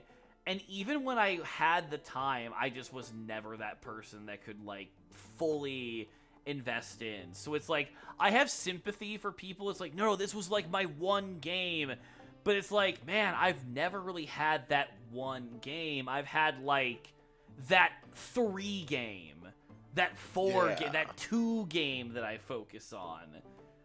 Like I think I really miss like the idea of like chill gaming, where Yeah. it's like get off of work, get home from school. You just need an hour to not have to worry about anything, think about anything before you get back to like being a person. And maybe you put on some game that doesn't really mean anything in the long run. Like for the longest time for me it was insert Need for Speed before that franchise shot itself in the dick. Like all through like middle school, high school, it was like Need for Speed Underground 2, it was Need for Speed Most Wanted, stuff like that. Going into college and playing Sleeping Dogs, where it's like great story, fun gameplay, but it's not like super in depth.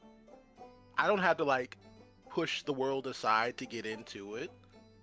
And there's always going to be those games. And if that's the thing you're looking for, more power to you. I hope you find it. But like when the thing I want is to be either entertained or immersed in a story, I can't do that on anything that is super like locked in on like grinding and mastering gameplay. I just want to turn my machine on, grab my sticks and go Yup. and have a good time. And Or conversely, like when you're playing Cyberpunk, have a really good bad time because everything sucks. and that's where it's always gonna be like I say this and I bring all of this up because yes, I'm showing the sympathy, but I'm also showing like going back to like, oh, like a bunch of content creators who only played FF14. It's like, yeah, of course you're switching to something. Like you should never have stuck to. I don't know how many times people like it sucks because for a few years, yeah, stay hyper focused, stay with one thing, and then when you've made it, then branch out. Then recently it was the no, branch out, don't get stuck on one thing because that one thing's probably going to suck or have a controversy. So it's like, okay, now you need to make sure that you're variety. So a lot of these people who are not variety are now trying to like branch into other stuff and they're struggling. And it's like blowing up the issues more, blowing up the raw issues and then blowing up the issues to a degree where it's like, guys, just stop playing the game. I'm not even trying to be a dick. Like, you're right. I agree with you. I'm having fun, but I'm not disagreeing with what you're saying, but you're not having fun. It's time to go. Like, it's one of the things that oddly put me off of Fortnite was like most of the people I played with were taking the game too seriously. Mm-hmm. Dude, some people Right? really do, though. And then like, and the other problem is like sometimes you end up in a content drought where it's like a game may have a couple of months where the game just isn't good, Yeah, right? and I feel like that's like so many people are like, it shouldn't be like that. It's like, oh, but it is. And like it's not just Final Fantasy, it's not just Fortnite. Any game in these genres will have that. It's just going to happen. Yeah, and and not to be too on like on the side of the developers, but it's like one of the things they do have to do is keep their system fresh, right? Because they don't want you to pick up, insert game here, and it feels like playing it 8 years ago for a game that's been out for 10 years, right? Mm-hmm. You do kind of want some reason to still. You want folks to have a reason to still keep like learning the game. You want things to feel new and fresh. And so some stuff is going to change that isn't going to be great. They tried a thing, it didn't work out. They're already locked into like the next month and a half, Right. maybe even 3 months. You know, like depending upon the game and what their content schedule looks like, that might just be until someone fix it. You know, so because I know Cyberpunk was like that for a long time of just like, listen, the number of things we had to fix these things means we had to rework everything. So here's what's going to happen. We're going to rework stuff a chunk at a time. We'll let you know when it's ready. In the Yeah. meantime, there's a game. There is something here that you liked. And yeah, it's just like the people that I hear the loudest that quit the games are the ones who are like the most hardcore, and they feel frankly just very entitled, like, hey, they need to give us more. It's like, I agree, but like you cannot tell me that there's nothing left in the world for you to be doing other than this. Like, I'm always baffled by the whole, like, there's really nothing else going on in your life. There's no other hobbies, no other friends. No, because I've dedicated myself so much to this. It's like, that is where you fucked up. I think it was one of the funniest things for me was like when Destiny 2 first dropped, Vanilla Destiny 2. I lost I lost my go-to fire team. Neither of them came back for Destiny 2. And I ran through all of the available content for Destiny 2. I played out the story. I played every strike that was available, so I got all the narrative stuff that you could get out of the game. And so, like, I guess I'm done with Destiny for a while. And I remember, like, talking to one of the few people I still knew that played the game. I was like, what am I supposed to do now? Like, I got to stream today. I don't have anything to stream. And it's like,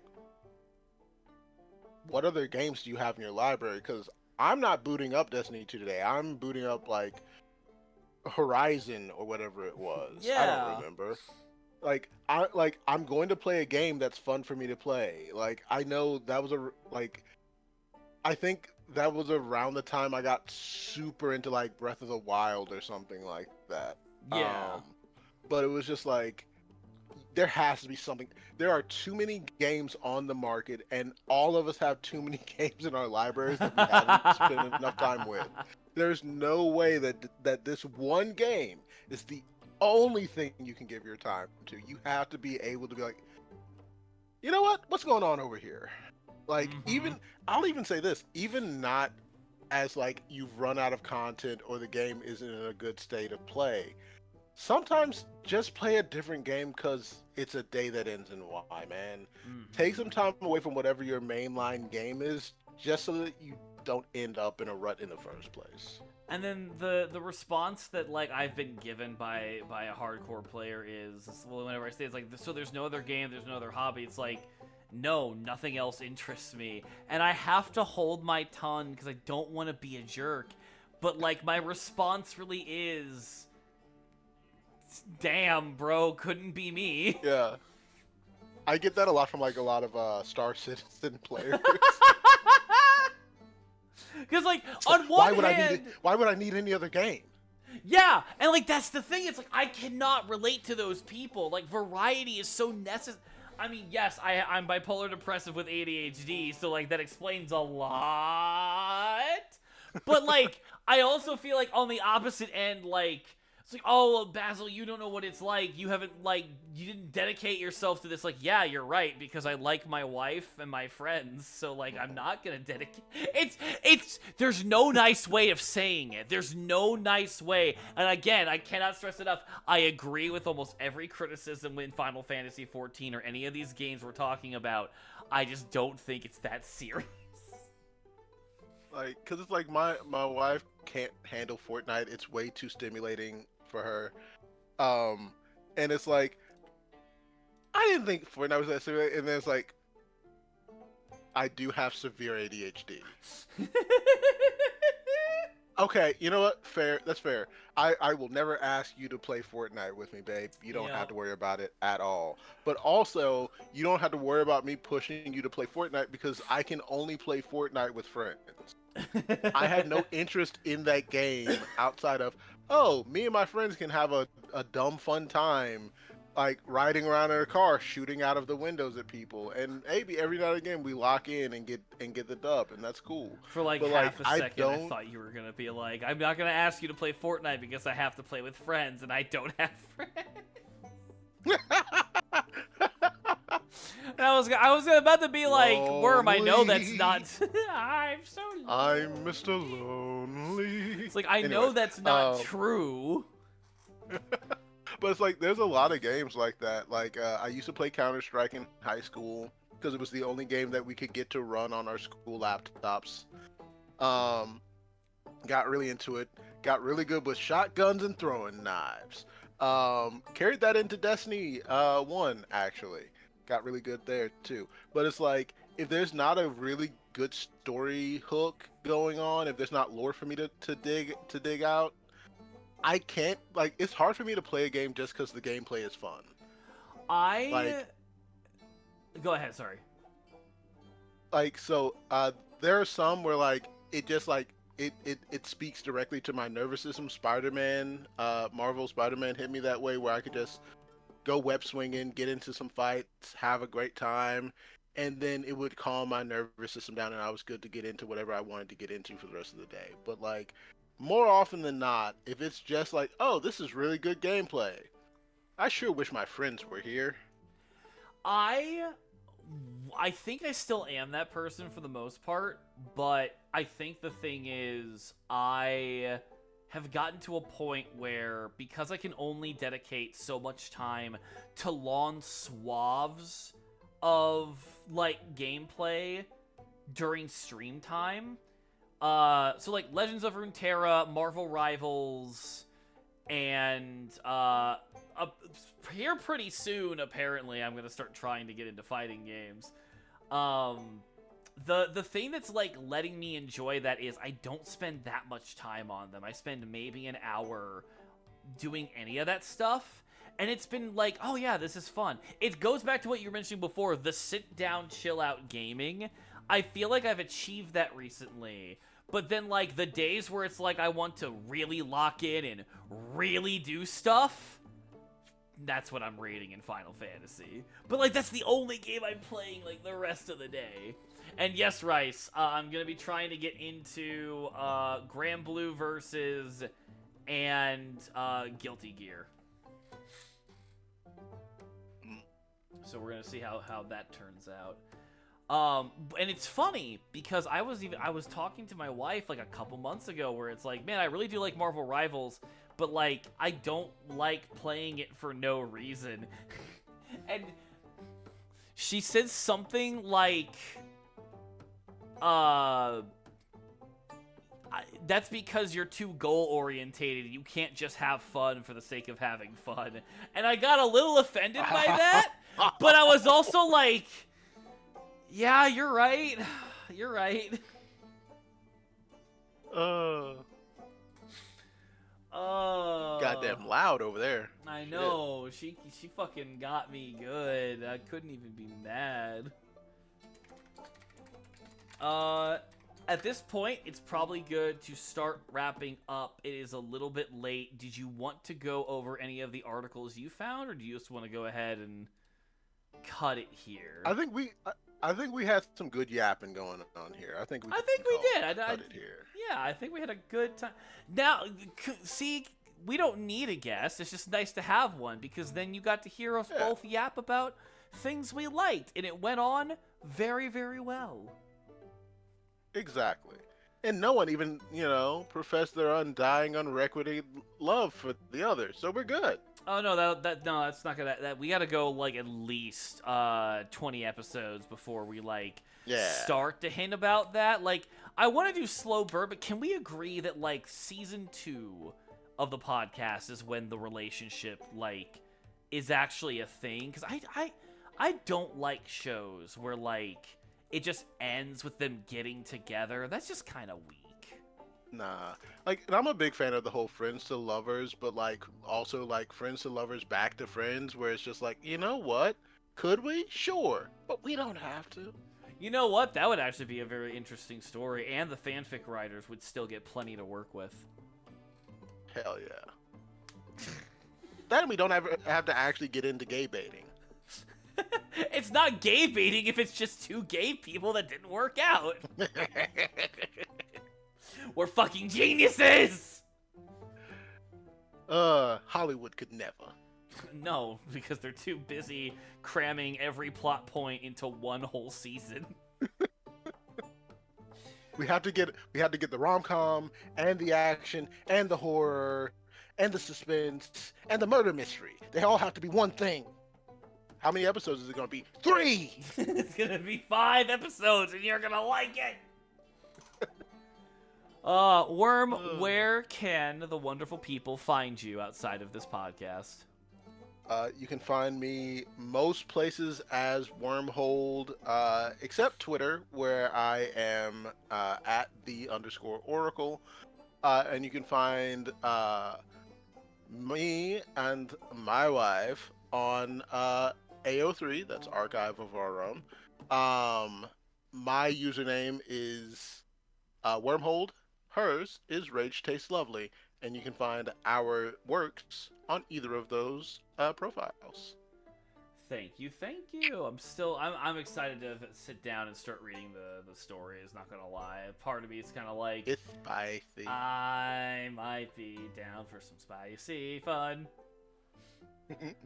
And of course, you can find me at Basil Strikes on Twitter, Blue Sky, YouTube, etc. We will have this episode of the podcast up by the weekend, as I'm getting a lot faster with making this stuff go where it needs to. And then you can expect me to play anything from Final Fantasy XIV to Legends of Runeterra to some farming sim games. I really want to get into V Rising, and I do think this is going to be the weekend where I get into a fun vampire farming sim game. The farm is people. With Dracula's on a farm. Crazy. Just to insert what is a man? A miserable crop of corn. How that thee? Just imagine imagine Castlevania Dracula, but he's shirtless and posed like Thanos at the end of, or at the start of Endgame on that little space farm. Just fucking Dracula with his hair tied back, with a sweat-soaked T-shirt and jeans with some work boots. Hold up, this is too powerful. we might have actually made something here. But yeah, you guys can find me there on YouTube, etc. We're gonna keep making these fun episodes. I really am so glad we're able to make this podcast. We will see you guys next time very, very soon. Until then, stay safe, stay sane, keep up the adventure, and remember to come back and see us on the only podcast where we'll just literally talk about anything until we're too tired to tell you about the news.